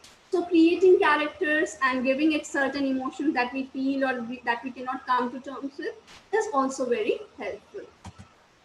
Then I would suggest publishing your work. Publishing of your work builds your self-confidence, because sometimes when you're writing to yourself, you don't realize that how much your work can be admired. So I always suggest that if you're writing and if it is worth reading, publish it online and offline. You can use websites and apps. Certain apps that I use are Nozoto, Your Code. You can just write couplets, two-liners. You can write anything that you want. So you can use Naruto, you can use your code. There are two websites with which I'm personally related. One is punishwarnathvenu.com, that is for Hindi, people who are writing in Hindi, and soflink.com, that is for English. And both these websites, they publish your material for free, and they establish you as an author for their website. So if you are looking for a place where people read you and you want to do it for free, you can take assistant. So publishing your work also builds your confidence. Again, when we come up to about healing through reading, we talk about we read to know that we are not alone. There's so many other people who are going through the same emotions. Everything that is happening has already happened before. There might be certain differences, like we say history repeats itself, but then it gives us so much more to understand our own emotions. So books aren't just made of words, they're also filled with places to visit and people to meet. This is very important, because when you are reading a book, people are saying that now we cannot go anywhere, our trips have failed, we had planned a foreign trip. Don't worry, because when you're reading literature, you enter into the landscape. If I am reading American literature, I can imagine the landscape. If I am reading Russian literature, I can almost feel the snow, the chill that is there. And I think any involved reader who is actively involved in reading can feel those emotions with a book. So whatever you are doing, you have to be true to your emotions, and while reading also. You have to understand those places, you have to understand those people. So your reading should be slow, you have to digest every fact, and you have to feel it. And you will definitely feel that you are actually visiting the place that you have never visited, that you have never seen, and know the people whom you have never met. So about healing through writing, I find this quote very interesting, that the process of writing a book has given me a whole new reverence for writers. Mechanically, it is brutal process. Some people say, I'm tired of writing, I cannot write any longer, or reading is boring me, it's a boredom. Why it happens? Because you take it mechanically. Then naturally it will become a brutal process, and you will feel that somebody has put it like a weight on me. But you have to enjoy it. Just like you watch a good movie, you enjoy a good book. And so if you're writing something emotionally, if you're emotionally involved with something, naturally it will be incredibly healing. And for that, Hemingway is the best one to quote, who writes, write hard and clear about what hurts. Sometimes we try to hide our pain. Don't do that. When you're writing, you write clearly about your emotions.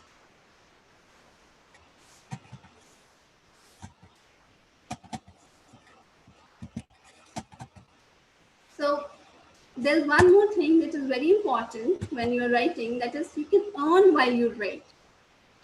You can do work like proofreading, because I am saying that it is turbulent time. Here, most of us are also going through economic crisis. So if you're thinking that it is a waste of time, reading is a waste of time, you can always put it to your benefit. So you can do some proofreading, you can do some editing, you can do some work of translation, you can do some content writing, you can do some script writing, and you can be paid for what you are doing. So what you are actually taking up as an entertainment, as a process of healing, can also allow you to earn in the process.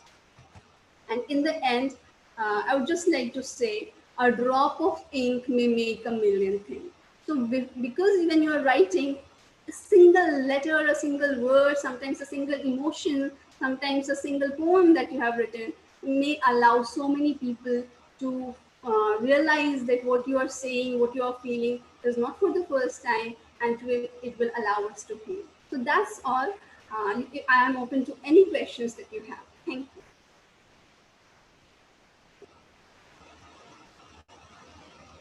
Thank you so much, Purnima, for such an illuminating lecture.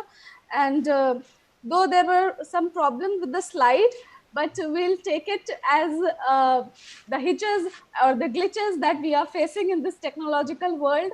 There will be errors, there will be such kind of... Some lines appeared on my slide. I'll share a proper slide with the organizers. They can share it with the Yes. We would request you to share your slides with us, your PPT, and I'll pass it on to the viewers.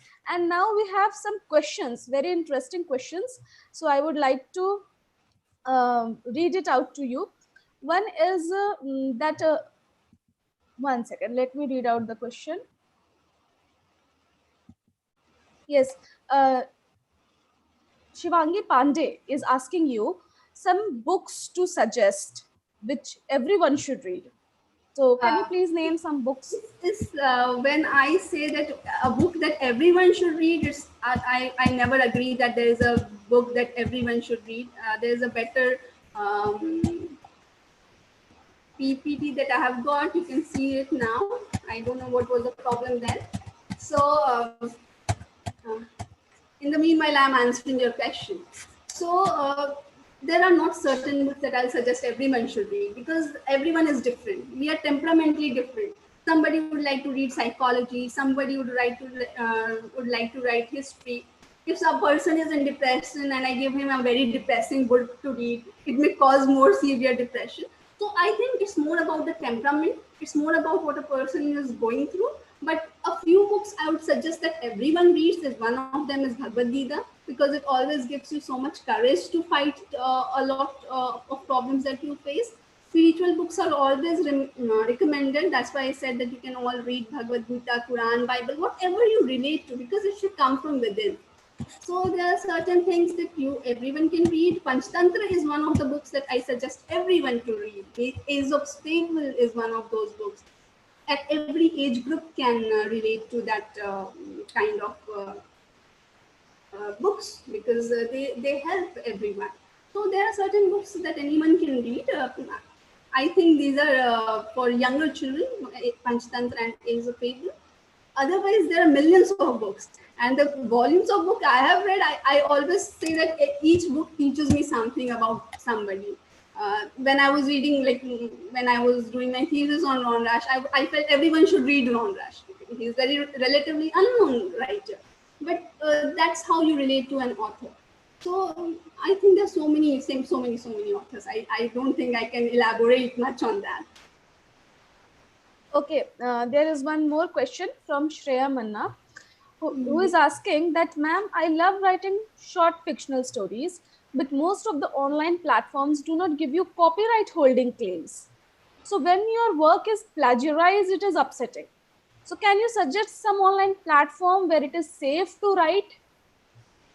Yes, you can use OERs, like where you can put your own licensing. You can put your own creative license, or you can put your Creative Commons license.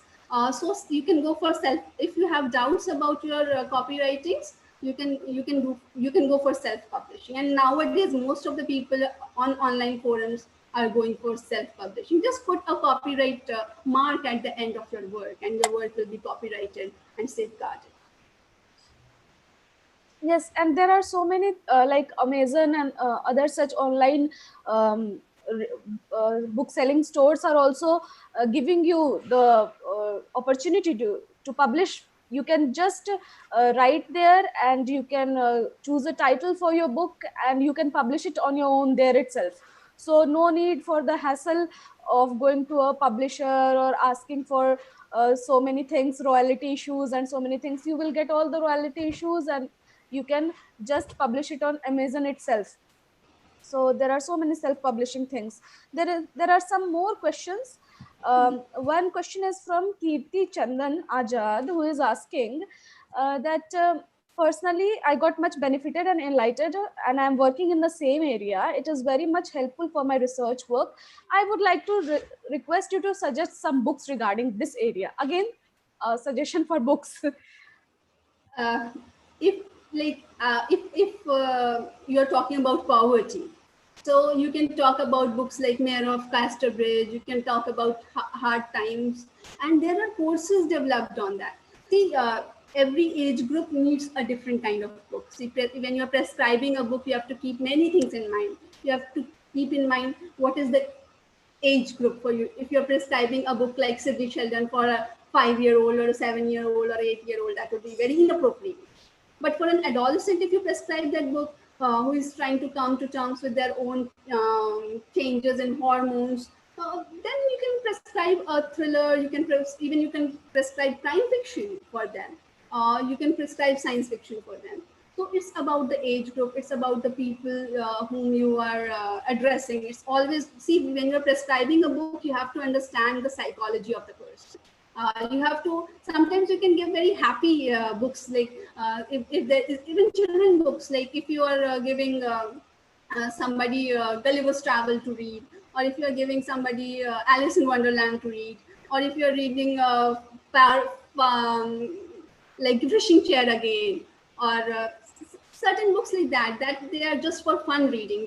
They are not saying something very loaded. They are not giving any moral lessons, but they are giving you an escape into your fictional world, where you can imagine the fairies, the pixies, the nymphs. So you can see literature also, it gives you the realistic understanding, but it also allows you to escape from reality. It also allows you to live simultaneously in a fictional world. So certain light books, certain humorous books, comedies can also be prescribed. So it is very one-to-one, and I would always suggest to see that whom you are talking about, what is the age group of the person, what is the problems, what are the issues that the person are going through. Then you can prescribe a book. So I think that prescribing one book would be very difficult. Again, I would go back. You can prescribe spiritual texts for the beginning for anyone, but then you can move on to 1,000 books, a million books. Like Hemingway's Old Man and the Sea, books like that, they are always inspiring. Are there any more questions? Or I think it is answered. Is the question answered?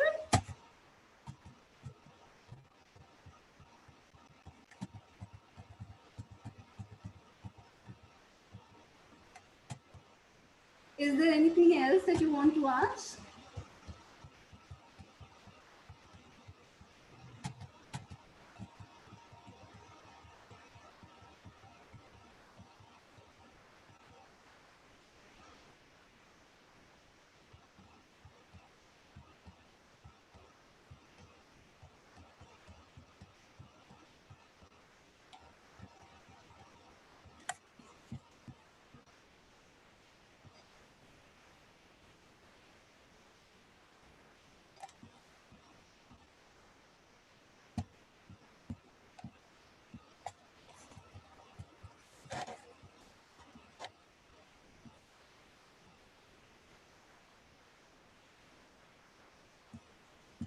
I'm so sorry, there was some network issue from our side, so we got offline, and now we are back.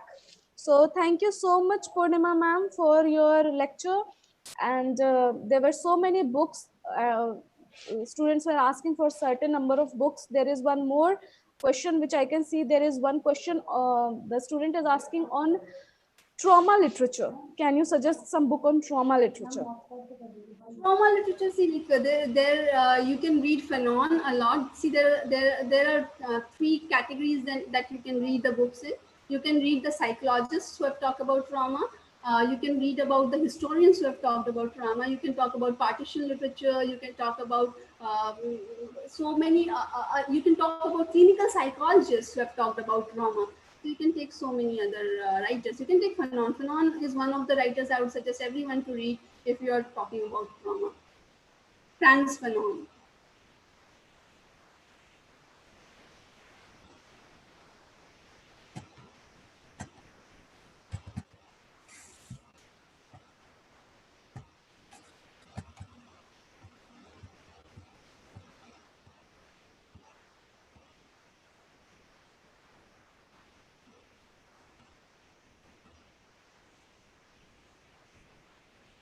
Hello.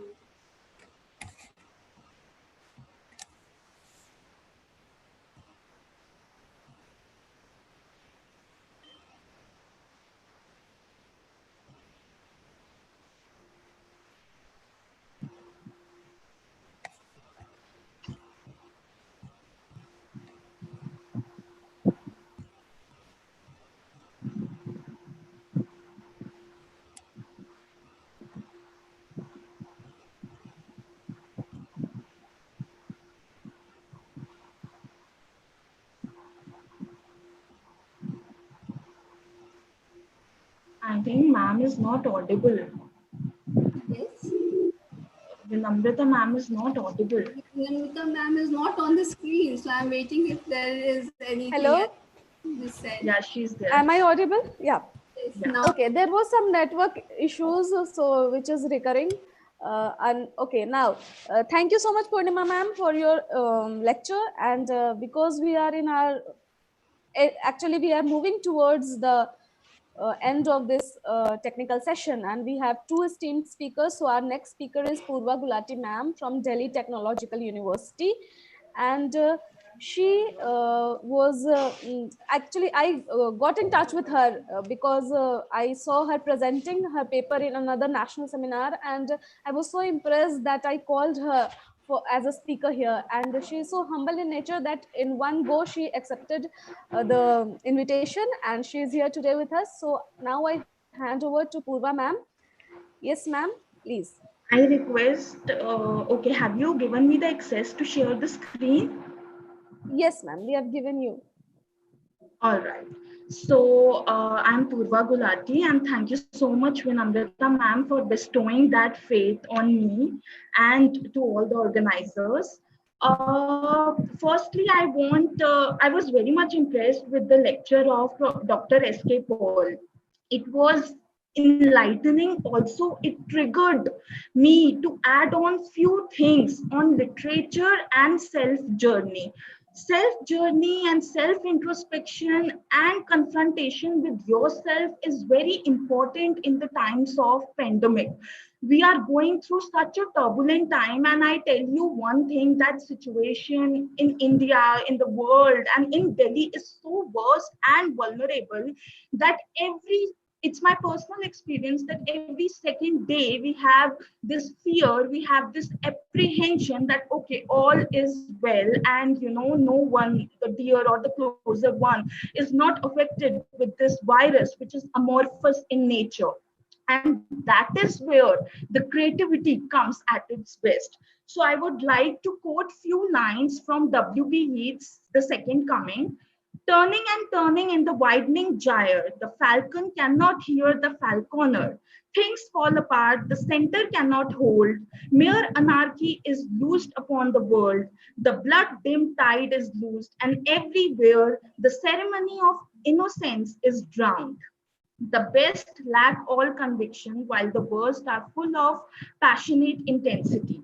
Surely some revelation is at hand. Surely the second coming is at hand. The second coming, hardly are those words out, when a vast image out of Spiritus Mundi troubles my sight somewhere in sands of desert.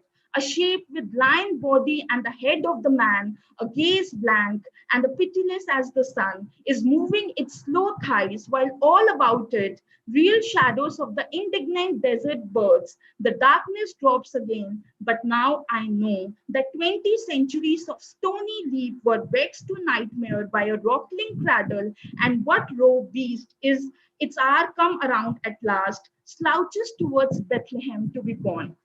One thing, this second coming is very universal in nature. Now when we have all the things coming with us, we have this situation of grave pandemic, we have this situation of earthquakes coming so frequently, then we have this situation of people dying, the death toll is so high, then we have this situation where laborers are suffering, then the gap between the rich and poor is increasing, the situations are rampant, but there has to be a theological solution, a theological panacea to it. And I feel as a research scholar and as a faculty that literature is recuperative in nature. Literature is healing in nature, it is therapeutic. We all are the artist and the protagonist in our daily lives, and we need to understand that there are gaps, there are fissures, there are voids which we are confronting. And what the classics like Bhagavad Gita or the classics like mythology, Chitra Banerjee Devakurni, a revisionist writer, is very famous, and she's reinventing not only her, we have so many writers who are writing on mythology. And this is a time where we need to fill those gaps, those fissures, those voids with those classics. And hence it is very important that we take an inward journey. So the topic, I'll share a slide with you, and I'll request ma'am to switch off the annotations, because you know what happened in Dr.Purnima ma'am's slide, I can see people scribbling. So I'll share my screen and my PowerPoint presentation. Yeah, and start the slideshow. And first I'll switch off the annotations. Wait.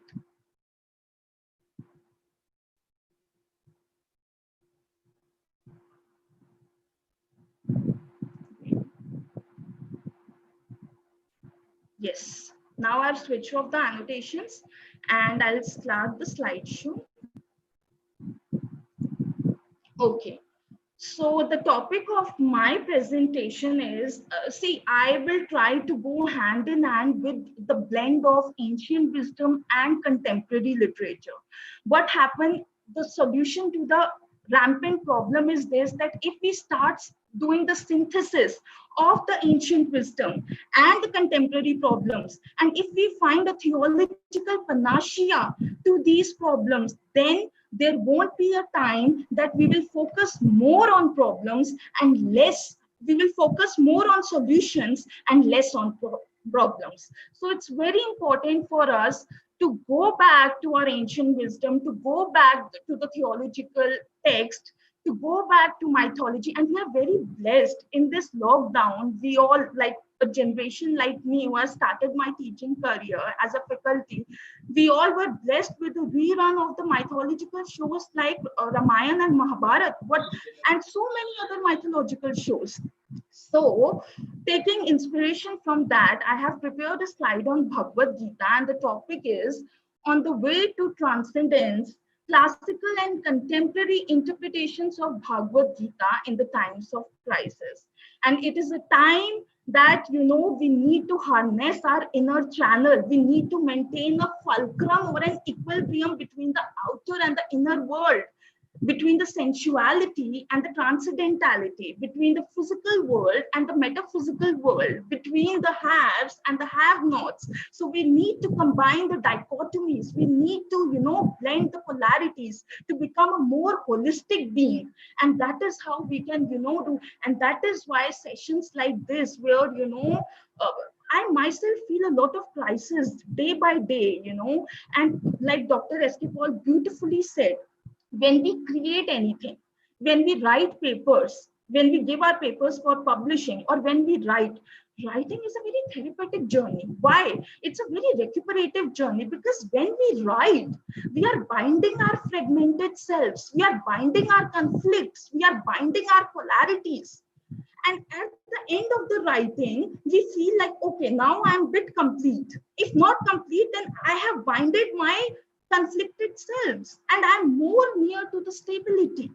And that is why every writer is an artist. And I always believe we are a writer, or we are a reader, or we are a, everyone is a protagonist in its own self. As Aristotle beautifully said, everyone is a protagonist. Why? Because our performing of daily routine in the times of crisis is also an art which we are performing. So I'll start with my slide. And firstly, I'll come with the point, theological essence of Bhagavad Gita. Theology, now see, there is a difference between philosophy, religion, and theology. We need to understand. When we talk about philosophers, the philosophers' work is like scientists. Day and night, they are, procuring their mind in the questions of life and death. What happened after that? Like scientists, they get answers of objective questions. Similarly, philosophy is also a science. And in this science, they try to imbibe the answers. Okay, this is life, this is death. What will happen after that? What will be the afterlife? Religion is an institution. Religion is an institution. It's an institution. There is a difference between, faith and having faith. Having faith on God is a personal relation of God. Kabir beautifully said this particular thing. Kabir beautifully said this particular thing, that having my faith on God is my personal relation with God. I don't have to go to temple to believe on God. I don't have to go to church to believe on God. There is a difference. And what is theology? Theology, when there is a dimension called bhakti and faith, when it comes into the notion, when it comes into the existence, then that becomes theology. And for the time, it is important that we don't take recluse into religion and thinking that okay, only if we go to temple and okay, the temples are closed, how can our faith can survive? Through theology. Bhagavad Gita is a theological text more than a philosophical text. So the theological essence of Bhagavad Gita, the Bhagavad Gita is the discourse or the song of Lord that take place between Lord Krishna, Supreme Personality of Godhead, and Arjun before the start of the Kurukshetra war. The teachings of Lord Krishna helped Arjun change the perspective of life, action, karma, truth, dharma, and society as a whole. Arjun, standing in the battlefield of Kurukshetra amidst two armies, assimilating the teachings of Gita, is no less than the modern man who is waging a war within his own self, a war of desires, a war of apprehensions, a war of speculations, war of sensuality, and war of morality. We need to understand we all are Arjunas. We all are this modern man. Arjun is not a character. Arjun is a metaphor. And we all are Arjunas in the battlefield of Kurukshetra. This Kurukshetra is the modern battlefield. We all are waging a war with our own self, with our own dharma, with our own truth. We are living in a world of post-truths, where it is unable to discrete what is truth and what is not truth.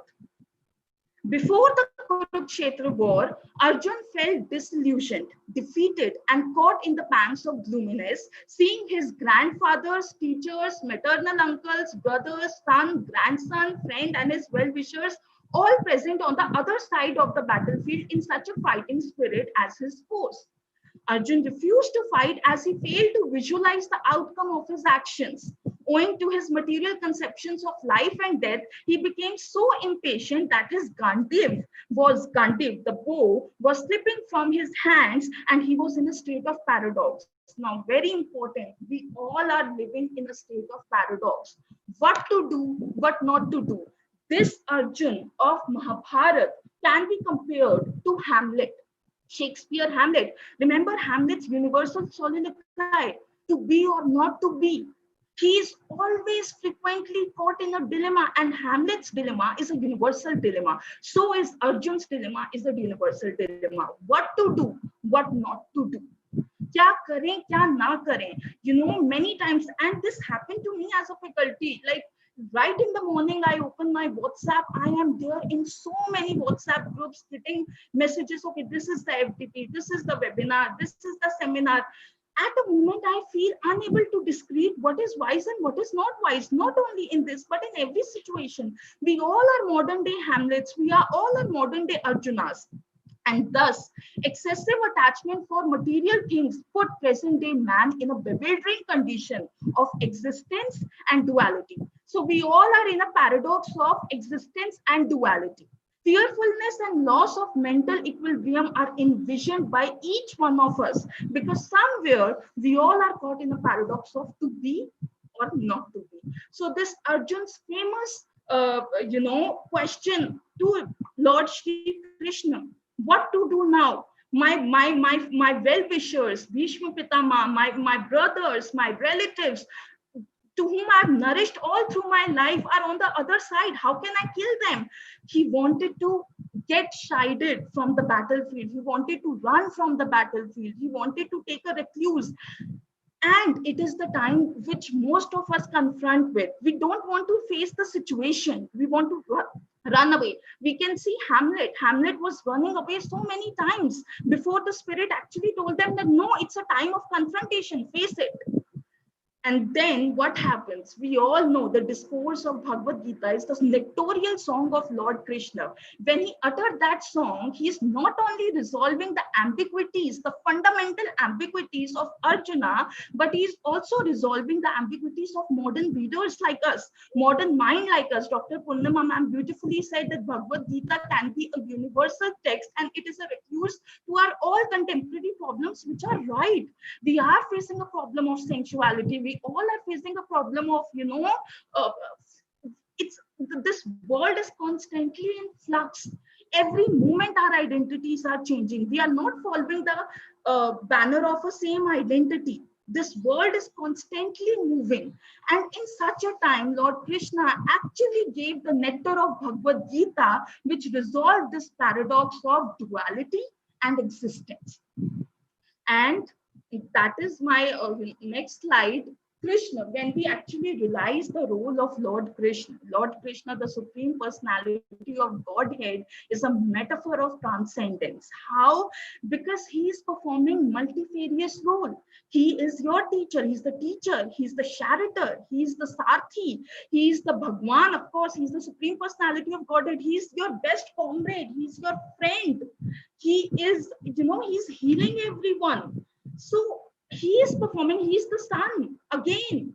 So many roles, multifarious roles he is performing. If you understand this slide, how Krishna is the metaphor of transcendence and how he resolved the modern day man's dilemma, you can say that Krishna is Supreme Personality of Godhead, the ultimate abode, the purest, the absolute truth, the eternal, transcendental, original person, the unborn, the greatest. Various roles he is performing, be it Param Dhamma, the role of he's above all demigods, he's above all devtas. Then he is an Acharya, he is a Guru, he is a Vibhum, the greatest. Ajan, the unborn. Adi Devam, original Lord. Divyam, the transcendental, he's binding all these threads of faith together. Purusharam, he is Sarvashesht in all the Purush. And he is the abode of all truth, the ultimate truth. This is what Krishna tells to Arjuna. See, I am the ultimate truth. There is no truth beyond me. No truth beyond me. And I am the sole doer of every work. If I am instructing you to kill, then you are not killing. I am killing. Because if you won't do, then anyway I will do. You are just an instrument.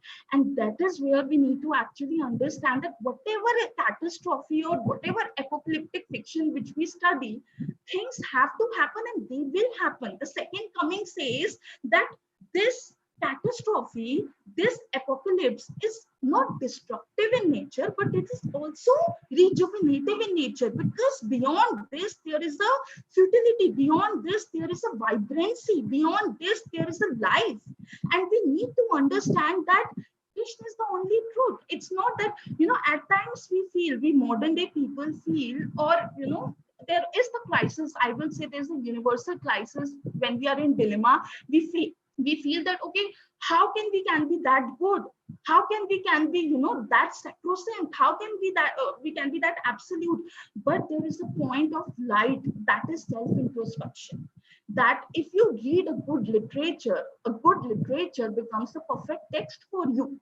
It does not have to be a Bhagavad Gita alone. It can be any text. Any text can become sacrosanct for you. When I was doing my MPhil last year, and I was doing on Chitra Banerjee Divakuli, the Forest of Enchantments, because I'm working on diaspora and mythology.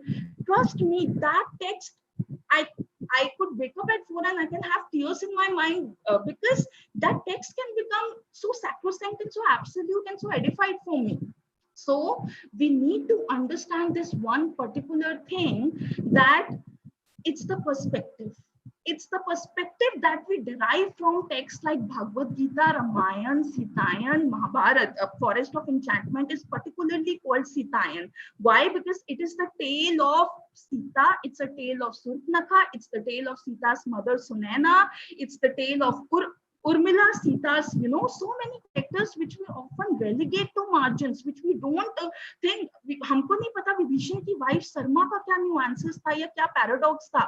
We fail to, or our epic at times have put so many characters at the relegated margins that it becomes Sitayan, through her narrative, through her discourse, legitimizes all these characters. Now, going to the next slide, because of the, I'll just, I won't digress. I'll just keep myself to this Bhagavad Gita and the transcendent discourse. Bhakti could give us that supreme high. Now, how bhakti and literature go hand in hand, that is very important. American philosopher and poet R.W. Emerson described poet as person who is connected to the higher level of sympathies. This connect to the higher realm of imagination was reflected in William Wordsworth's notion of human connect with nature.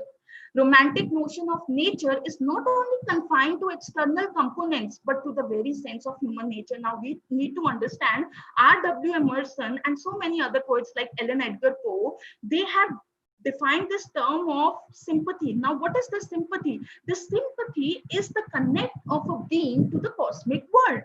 जिसको हम भगवत गीता में बिंदु कहते हैं. That bindu is a connect between the inner and the outer world.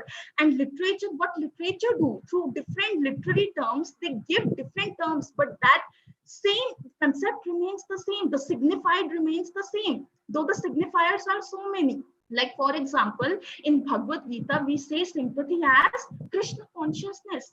This Krishna consciousness is something which connect a being, an unconscious, to the conscious, which connect a being to the cosmic world. And this is what is Bindu, the dots, the combining threads that combine inner world and the outer world. Sympathies in broader sense keep us logged on to the cosmos, which is a source of eternal joy, which further provide fullness, vitality, and elevation to divine consciousness. So we follow up now. We follow romantic poets: William Wordsworth, William Blake, Percy Bysshe Shelley, Lord Byron, Samuel Taylor Coleridge. All these Coleridge, they have defined divine consciousness with a different name, and that is a connect with the nature. For them, nature is not only the external attributes of mountains, rivers, grass. This is not a nature, but nature is an elevated consciousness. Nature is a personification of human nature, the unconscious self, the darker self. And that is why romantic natures believe in this sympathies or in this cosmic connect. This cosmic connect is given a name of Krishna consciousness in Bhagavad Gita. But in different, like if you read John Donne, metaphysical poet, you will find this in a different name. So Krishna consciousness beckons us to see the truth of this world and follow the higher road from the quagmire of illusions. COVID-19 pandemic is a grave crisis where now the paradox which we all are facing, my dear friends, in this time is that this consciousness, this sympathy, this connect, this bindu is drying up. It is getting vanquished, and it is here we shift to external stimulants. हमको लगता है कि okay, we are shifting to something like as a youngster, I believe a lot of this crisis I explained, when I'm doing or when I'm bound to write a good paper, then I'm caught in attentions like, okay, let's watch a web series or let's, go. That is also a form of art. There is no denying in the fact. But when we shift our attention to external stimulants, when our sympathies are vanquished up, when our this divine consciousness, this starts to vanquish. This bindu starts to vanquish. So COVID-19 pandemic is a grave crisis where our sympathies are dried up and there is an acute feeling of what that nothing seems to satiate, and thus we are turning to external stimulants. And it is very important, we need to actually compare and do intertextuality with a theological text like classics like Homer, Odysseus, Mahabharata, Ramayana, with a text of literature, because we will understand that might be literary terms, the signifiers are different, but the signified, the concept, the meaning is same. Then coming to my next slide, steering towards the supreme. Steering towards the supreme. Vedic thought and Indian classic hold bhakti as supreme. It is both the means and the end.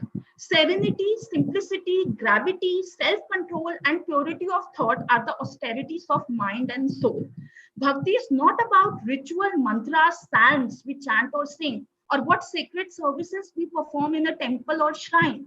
Bhakti is a way of being, a way of integrating ourselves from the conflicts, from the fragments, doubts that surround us, a way of conducting, a way of staying locked on to the supreme cosmic cause that can be God, that can be free will, that can be our own conscious. God is not the absolute God. God can be, it can be our free will, can be our God. Our conscience can be our God. Many people say when we do something wrong, our conscience get prickled up. Why? Because that can, for us, it can be the ultimate truth.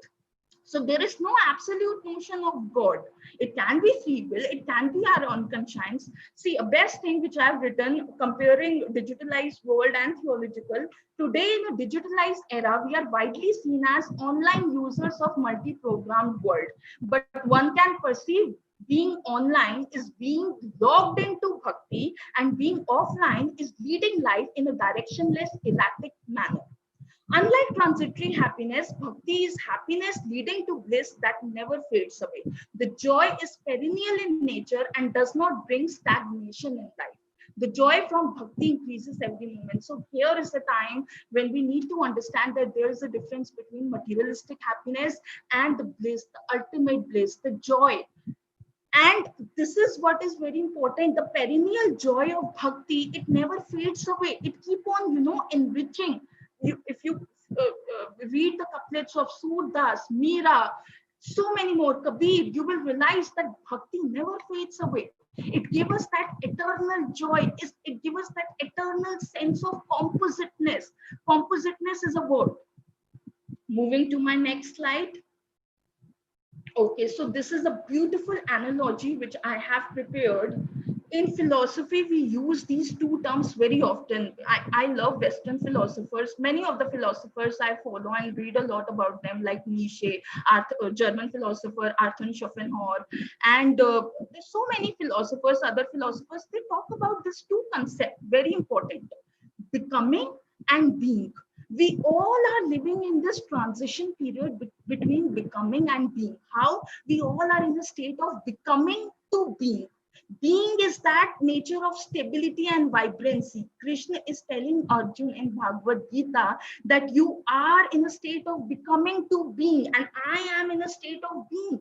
And the entire tussle of human life is that you have to take this journey from becoming to being, and that is very philosophical. Now, it is not only in Bhagavad Gita. Many philosophers you go, they talk about this. Some people like Arthur Schopenhauer coined this very beautiful term, aesthetic contemplation. Aesthetic. You give the term aesthetic.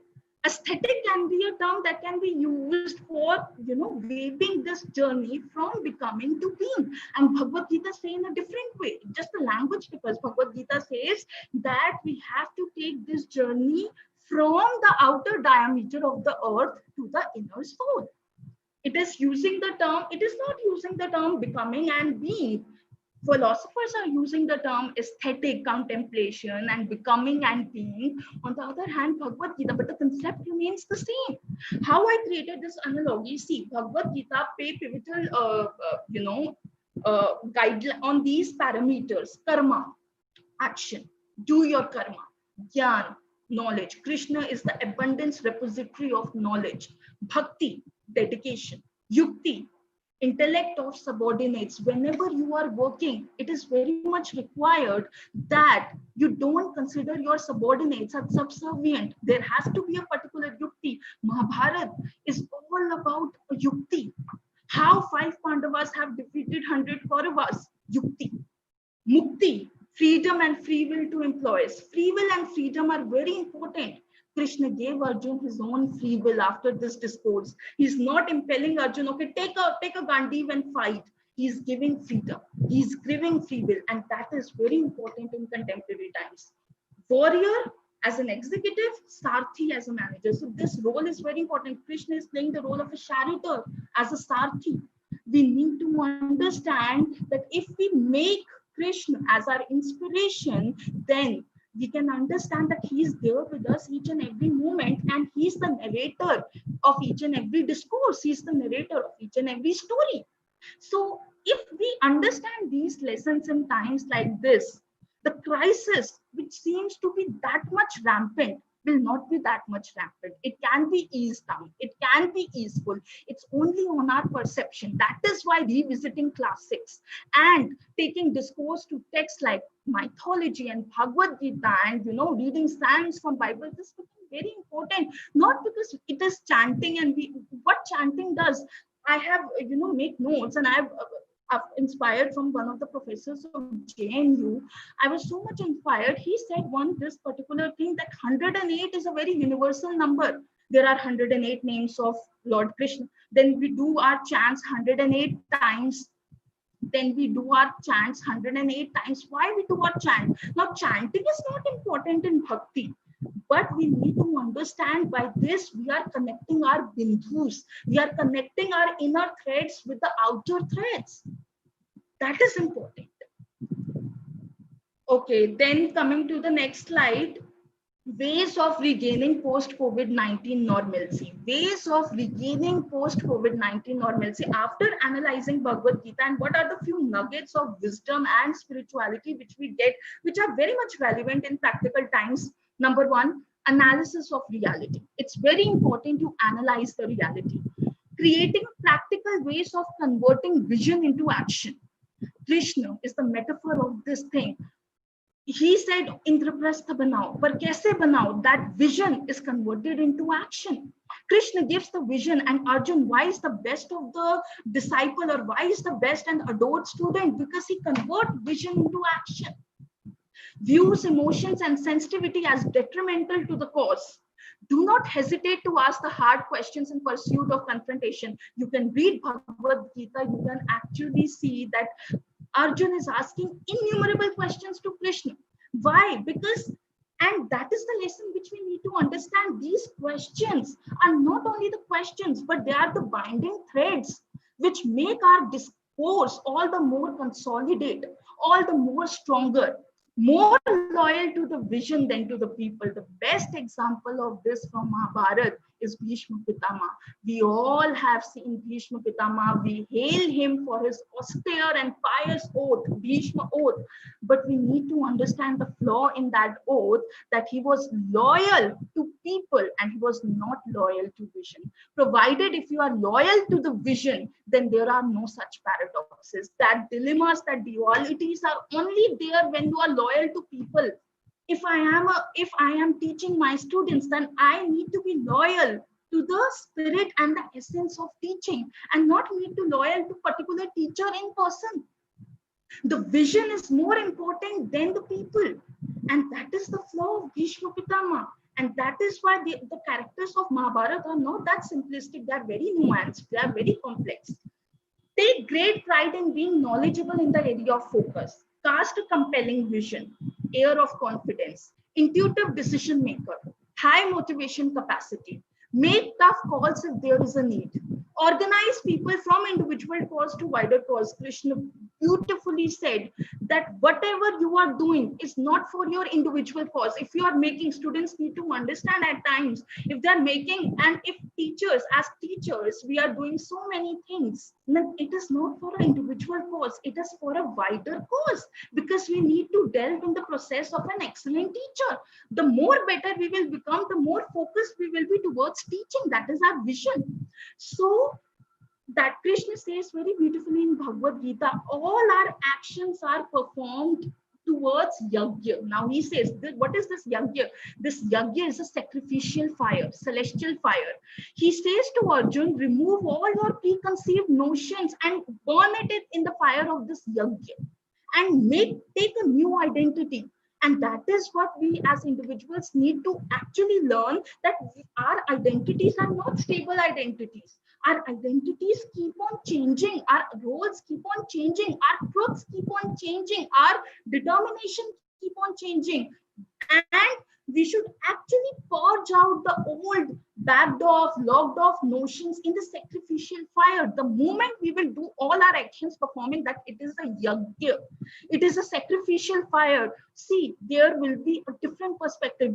Today I'm writing a paper. As a scholar, I'm young and I'm writing a paper. Then my only prerogative of writing is not to get in a good impact factor journal published, to get it in a published in a good impact factor. No, my role is much more than that. My role is so that students can learn my perception. Students can take insights from it. So the moment you will start channelizing all your karmas and your actions towards a yajna, it will start changing. Things will start becoming better. Then you will change your vision, and from an individual cause, you will come to a collective cause. Place high value on people. Now, the very important slide, since the time I was undergraduate, see why I'm so much into this is because I have my personal experience, and I've started reading this text as a literary text quite early in my life. And I feel that, I can see this in every text. Any text. Recently, I was reading Thomas Mann, Death in Venice. I can see this principle in every text. If I read American literature, I read Shauna Singh Baldwin, or I read Chitra Banerjee Divakurni, or I read any poet from romantic or from metaphysical times. I can actually relate this concept, because this discourse is eternal. This discourse is universal in nature. And what we need to understand, COVID-19 transcending the dichotomies. We need to understand that life never exists in dichotomies, in polarities of good and bad. This is good, this is bad. This is angel, this is devil. This is physical, this is metaphysical. This is wrong, this is right. This is virtue, this is vice. This is physical, this is... The moment we'll transcend above these dichotomies, our life will become better. We are not living in the notions of good and bad. This is what Krishna tells to Arjun, that please don't think that Bhishma Pitama becomes bad while being on the side of Kauravas, and you become good while being on this, because I am with you. Every character is nuanced. We exist in shades of gray. We exist in shades of grayness. The current crisis is more amorphous, invisible, and indefinite. It is not mere a physical battle of Kurukshetra, but a battle beyond binaries of life and death, body and mind, sensuality and rationality. We said, okay, she is rational and she is sensual. No, everyone have every attribute inside them. We as a controlled and conditioned jiva have to confront with the fundamental understanding of ambiguities of what is the next step that ought to be taken. Atma Vidya or self-consciousness cannot be captured by the physicality of any language. If we need to understand, we say Atma is the realm of ocean. It is the unfathomable, unflinching ocean. We read 1,000 books, but if we have not done Atma Vidya, or if we have not confronted ourselves, then that 1,000 of theoretical knowledge and the 1,000 of discourses is futile. And once you have done this, that can become your discourse for keeping in the every text. That is very important. Atma Vidya cannot be captured by the physicality or language.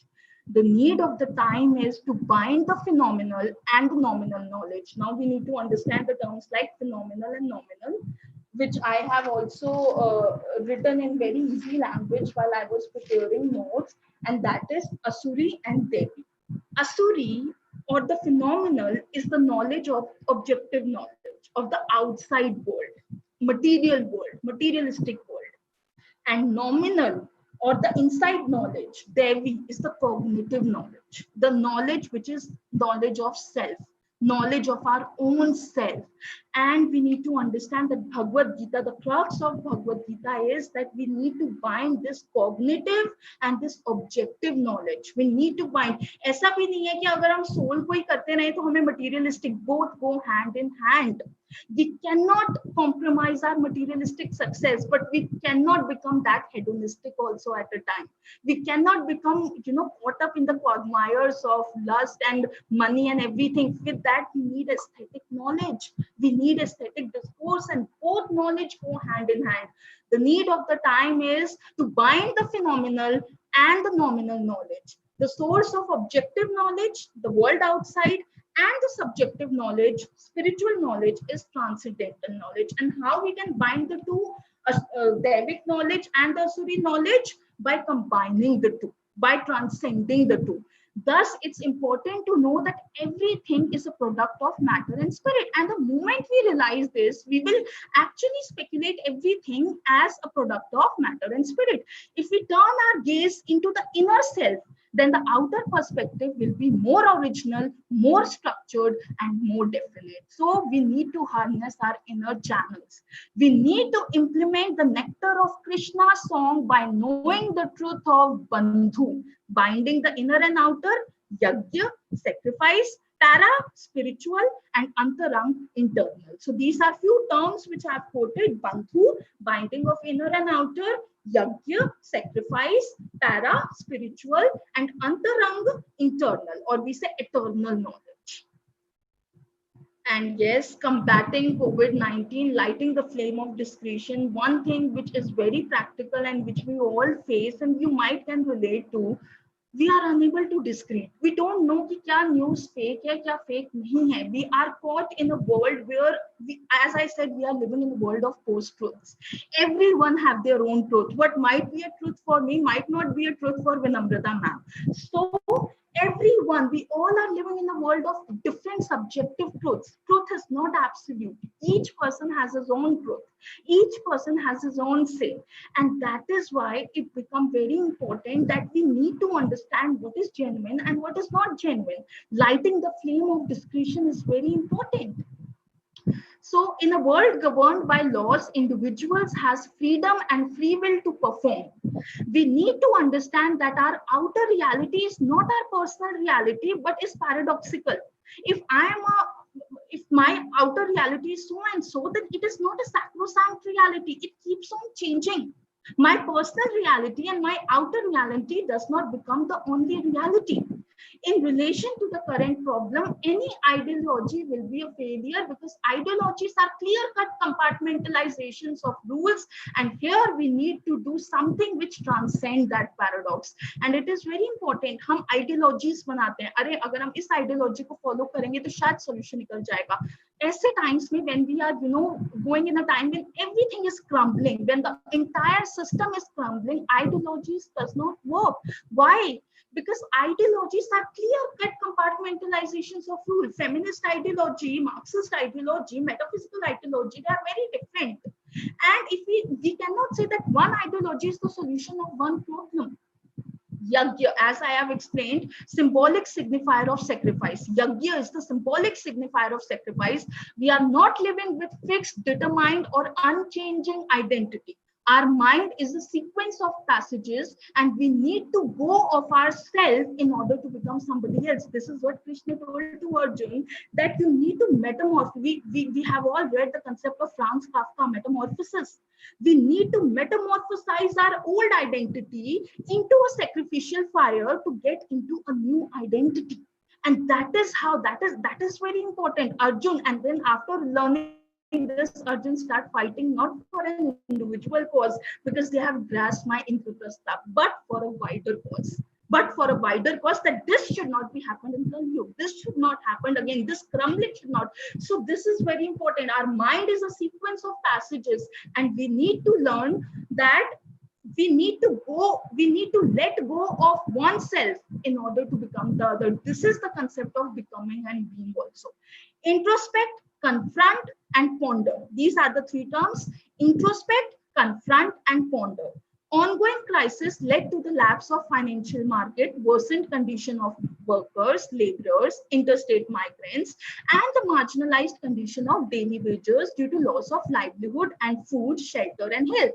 One need to step back and question and gaze inside to take lessons of Bhagavad Gita. If outer fail, how to harness? Now our outer things are failing. A lot of people are losing every now and then. Even we feel uncertainty that, okay, we are there tomorrow, we might not be there tomorrow.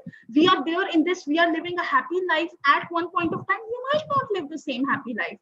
When outer fail, it becomes the demand of the time to harness the inner channels. We need to pull ourselves together, lighting the flame of mind, inculcating wisdom of what is truth and what is not truth.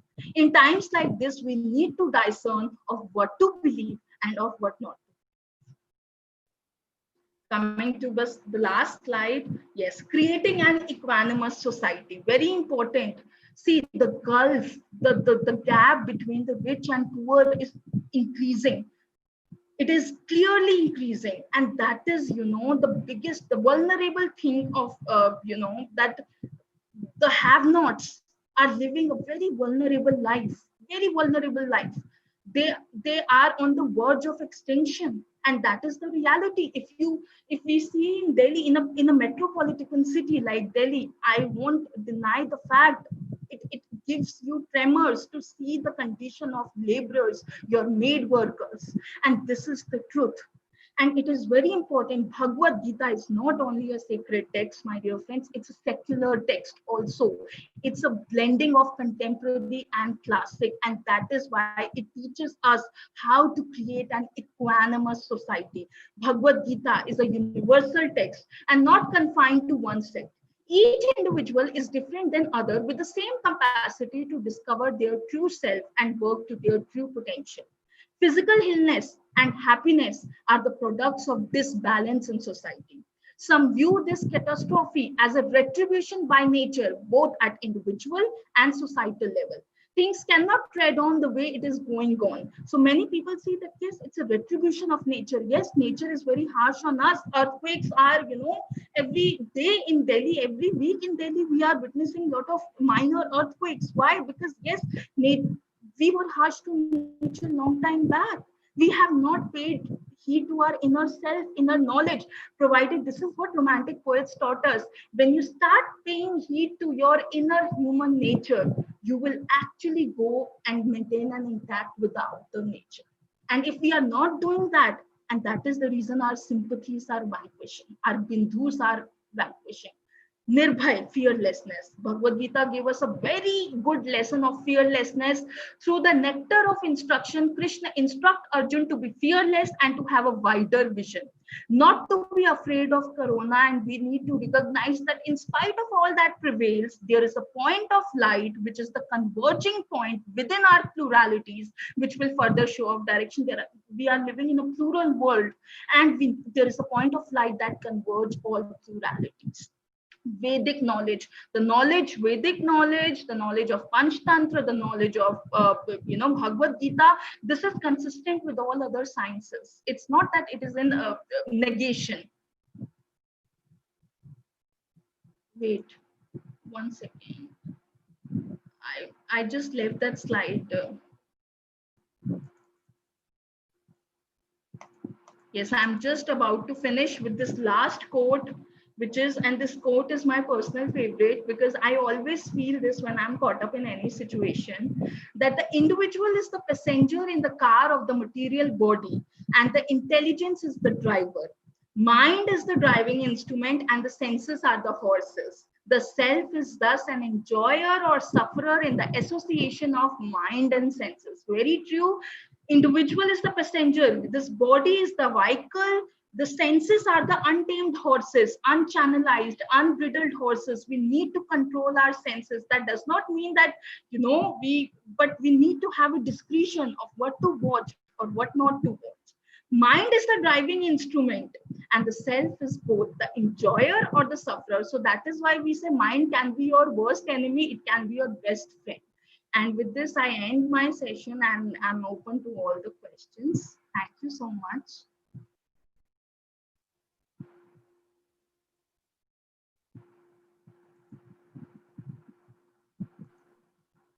Thank you so much, ma'am. The way you connected us to the spiritual being, and we were so much engrossed in listening to all the philosophy of Gita. And because, yes, it is the crucial times, and in these times, there is one solace that one can find out is in or through spirituality. So that was really well elucidated lecture, ma'am. And we have some questions also here.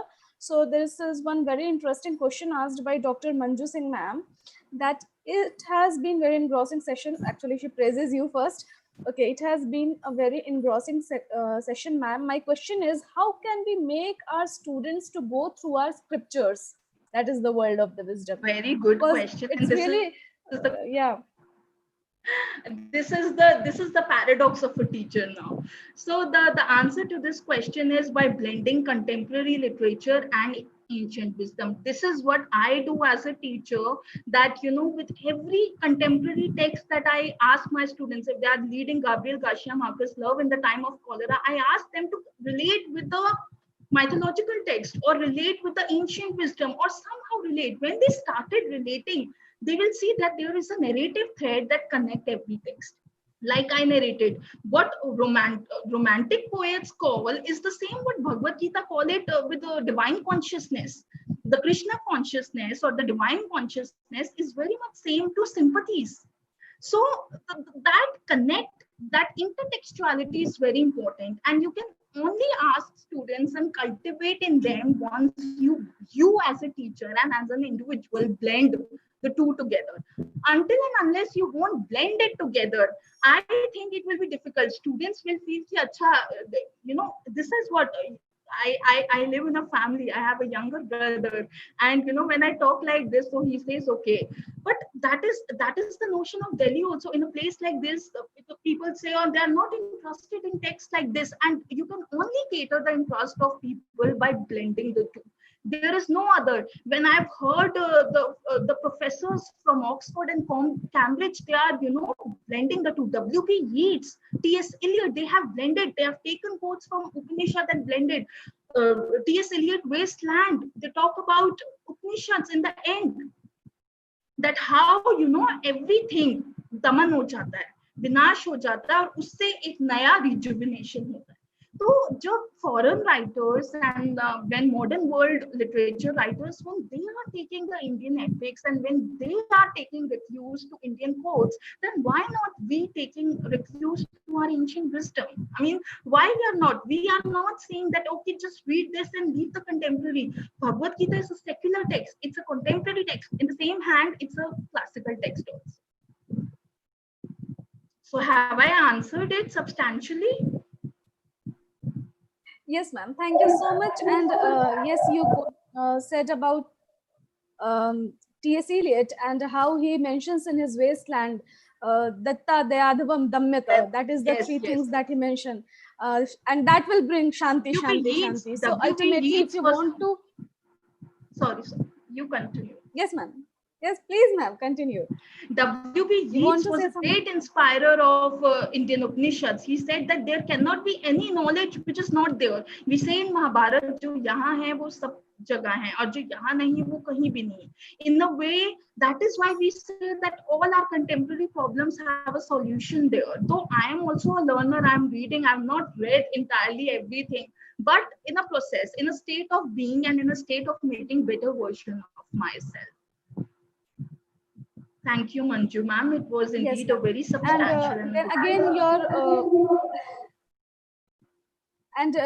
your lecture actually reminded me of Kabir's some verses also. There are so many which are in my mind. Okay, I'll try to pinpoint one of it, where he says that laga chundri mein daag chupaun kaise. because Exactly. we spoil our soul, we spoil our consciousness when we come here, and we don't realize this fact that ultimately we have to blend into that ultimate being. So ultimately we have to go back, and then how will we show our face there if we translate in the words of Kabir?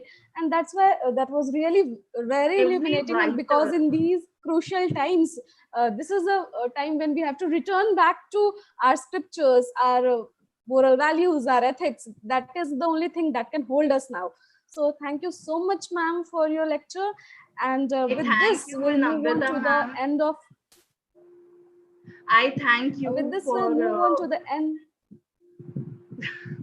It's okay. Yes, I'm done with it. Yes. So we are moving towards the end of our session, and as I said, Poorva ma'am has been very humble in accepting my invitation, and she continuously keeps on sharing that. So that is it. And now we move on to the technically ending the session, because we'll continue in day 2 also. We have some more very interesting topics to be coming up, and some very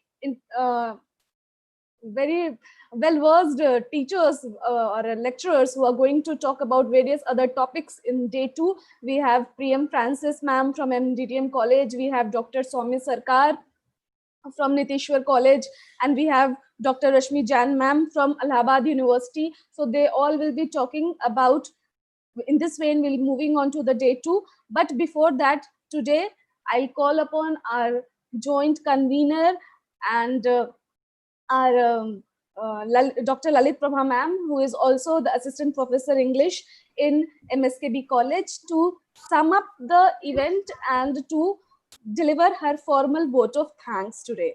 So Lalit Prabha ma'am, please, may I welcome you? The screen is all yours. Thank you very much, ma'am. A very warm welcome, a warm afternoon to all our viewers present here. I'm Dr. Lalit Prabha, Assistant Professor English from MSKB College. On behalf of MSKB College, I would like to thank our Honorable Principal, Sir, Dr. Nalil Bidochan, for being a constant source of inspiration and our guiding star for achieving new heights. Under his expert guidance, the different departments of our college are organizing webinars one after the other. Thank you so much, sir, for being there always, even before we try to reach you. Thank you once again, sir. Thank you very much. The esteemed speaker of the inaugural session, Dr. Mamta Rani, Principal, RBBM College, Muzaffarpur, has enlightened us about the great creative works that have been published during pandemic times. Ma'am has rightly pointed out that the role of pen during pandemic. Now the theme for writers is quarantine, migration, plight of laborers, women's status, etc. The new normal that has emerged is work from home, be it for teachers, students, businessmen, servicemen, whoever it be. The new term, lockdown literature, comprises of poetry, fiction, non-fiction, and a new genre has emerged. Many good things have come up during the pandemic. It has opened unexplored vistas for us. Some writers she has mentioned who deserve special recognition during this pandemic for their contributions are Siddharth Jigo, Shobha De, Gayatri Gill, Ravindra Singh, Tanuj Solanki, Renuka Chatterjee, and others. Ma'am has rightly also pointed out that poetry written nowadays is about the healing effects of nature, the positive effect nature has had on all of us, and thus in some aspects, COVID has proved to be a boon rather than a bane. Nature has got an opportunity to recover and heal itself, which humans had forced upon it. My heartfelt thanks, ma'am, to you for your wonderful speech. We hope to benefit from your precious presence time and again. Thanks a lot, ma'am. In the next session, in our inaugural presidential session, we had with us esteemed Dr. S.K.Paul, sir, from PG Department of English, BRA Bihar University, as our esteemed speaker. Sir has discussed in detail the role of literature during pandemic times and has rightly termed the current pandemic as the renaissance of humanity. Sir has also pointed out that this is the right time for self-speculation and for the inward journey of ourselves. Sir himself stands tall as a befitting example of this, as he has completed 6 manuscripts and has sent 5 books for publication. Our heartiest congratulations to you, sir, for having achieved this great feat in such a short span of time. We are again eagerly awaiting to read your comprehensive work on Shakespeare, Huxley, and G.B. Shaw. Your vigor and hard work will surely rejuvenate us, sir. Thanks manifold, sir, for sparing your precious time and enlightening us. Thank you so much, sir. In our technical session, the first speaker of our session was Dr. Purnima, Assistant Professor, Department of English from Vasant Kanya Mahavidyalaya, BHU, Varanasi. Your dynamic and illuminating presentation was sure like a breath of fresh air during these pandemic times, ma'am. That was a beautiful quote about books shared by you.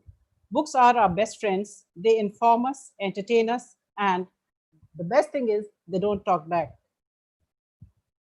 I agree with you in toto. You also said that writing is a medicine. It is an appropriate antidote to injury. You have elucidated that we are facing turbulent times and how we can cross it with the help of literature.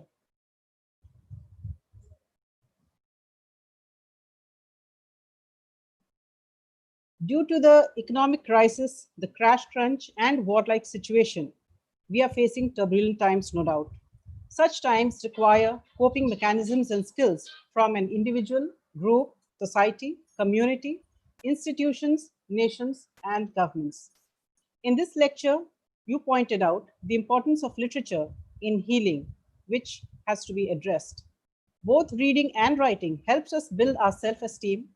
It not only helps people feel less isolated, but more ambitiously, it is an instrument of healing. From developing empathy and emotional quotient to managing stress, literature can alleviate pain or mental distress. Through this lecture, ma'am, you have explored various paradigms of reading and writing and how we can form a framework for literature associations, become members of reading and writing clubs, and explore new avenues through literature. We can channelize our energy in a positive way by taking simple steps in the field of reading and writing, exploring the realm of bibliotherapy through diary writing, memoir writing, and creative writing, and being up to date in today's time through social media, literary clubs, poetry, and reading clubs and apps. This lecture has allowed young learners to explore their own sensitive side and also understand the economic sustainability through literature. Thanks very much, ma'am, for this enlightening lecture of yours. And we request you to be with us time and again and to participate in such kind of functions, webinars, and really give the benefit of listening to you. Thanks a lot, ma'am. Our second speaker in the technical section was Ms. Poorva Gulati, English faculty from Delhi Technical University, and her topic was On the Way to Transcendence, Classical and Contemporary Interpretations of Bhagavad Gita in the Times of Crisis. Ma'am, you have very well elucidated the different aspects of spirituality and literature combined together. You have said that the Bhagavad Gita is the divine song of Lord Krishna in ancient Indian spiritual and philosophical text. Arjuna on the battlefield of Kurukshetra is a metaphor for the modern man who is caught in the cobweb of delusions, apprehensions, and grave crisis in the era of post-truths. Arjuna was in a conflict between emotions and intellect, physical world and metaphysical world, sensuality and eternity. Gita resolves all the universal dilemmas by teaching the lessons of sincerity, honesty, truthfulness, and karma in apocalyptic situations. It elevates us to a spiritual paradigm by evolving us from the paradoxes of life and making a universal man realize that the cosmic power of the Lord is in the activities of the mind, senses, breathing, and emotions, and thus it is he who is the sole doer. The critical corpus of the presentation encompasses theological panacea to diverse concerns in times of pandemic. Social media literary responses reflect current literary consciousness and contemporary climate. And ma'am, you have also talked about reverse migration by laborers, mental stigma associated with COVID-19, rising death toll, and degenerating decency of death, which are rampant issues. Thanks a lot, ma'am. You have really given us a very enlightening session here, a very engrossing session. We just couldn't keep away from listening to you. And we hope to have many more such enlightening sessions with you. Thanks a lot, ma'am. Thank you very much. We are towards the end of our session, and I take this opportunity to thank all our participants, our viewers, all my colleagues, each and every one who has participated in this and made this a very grand success. Thank you all.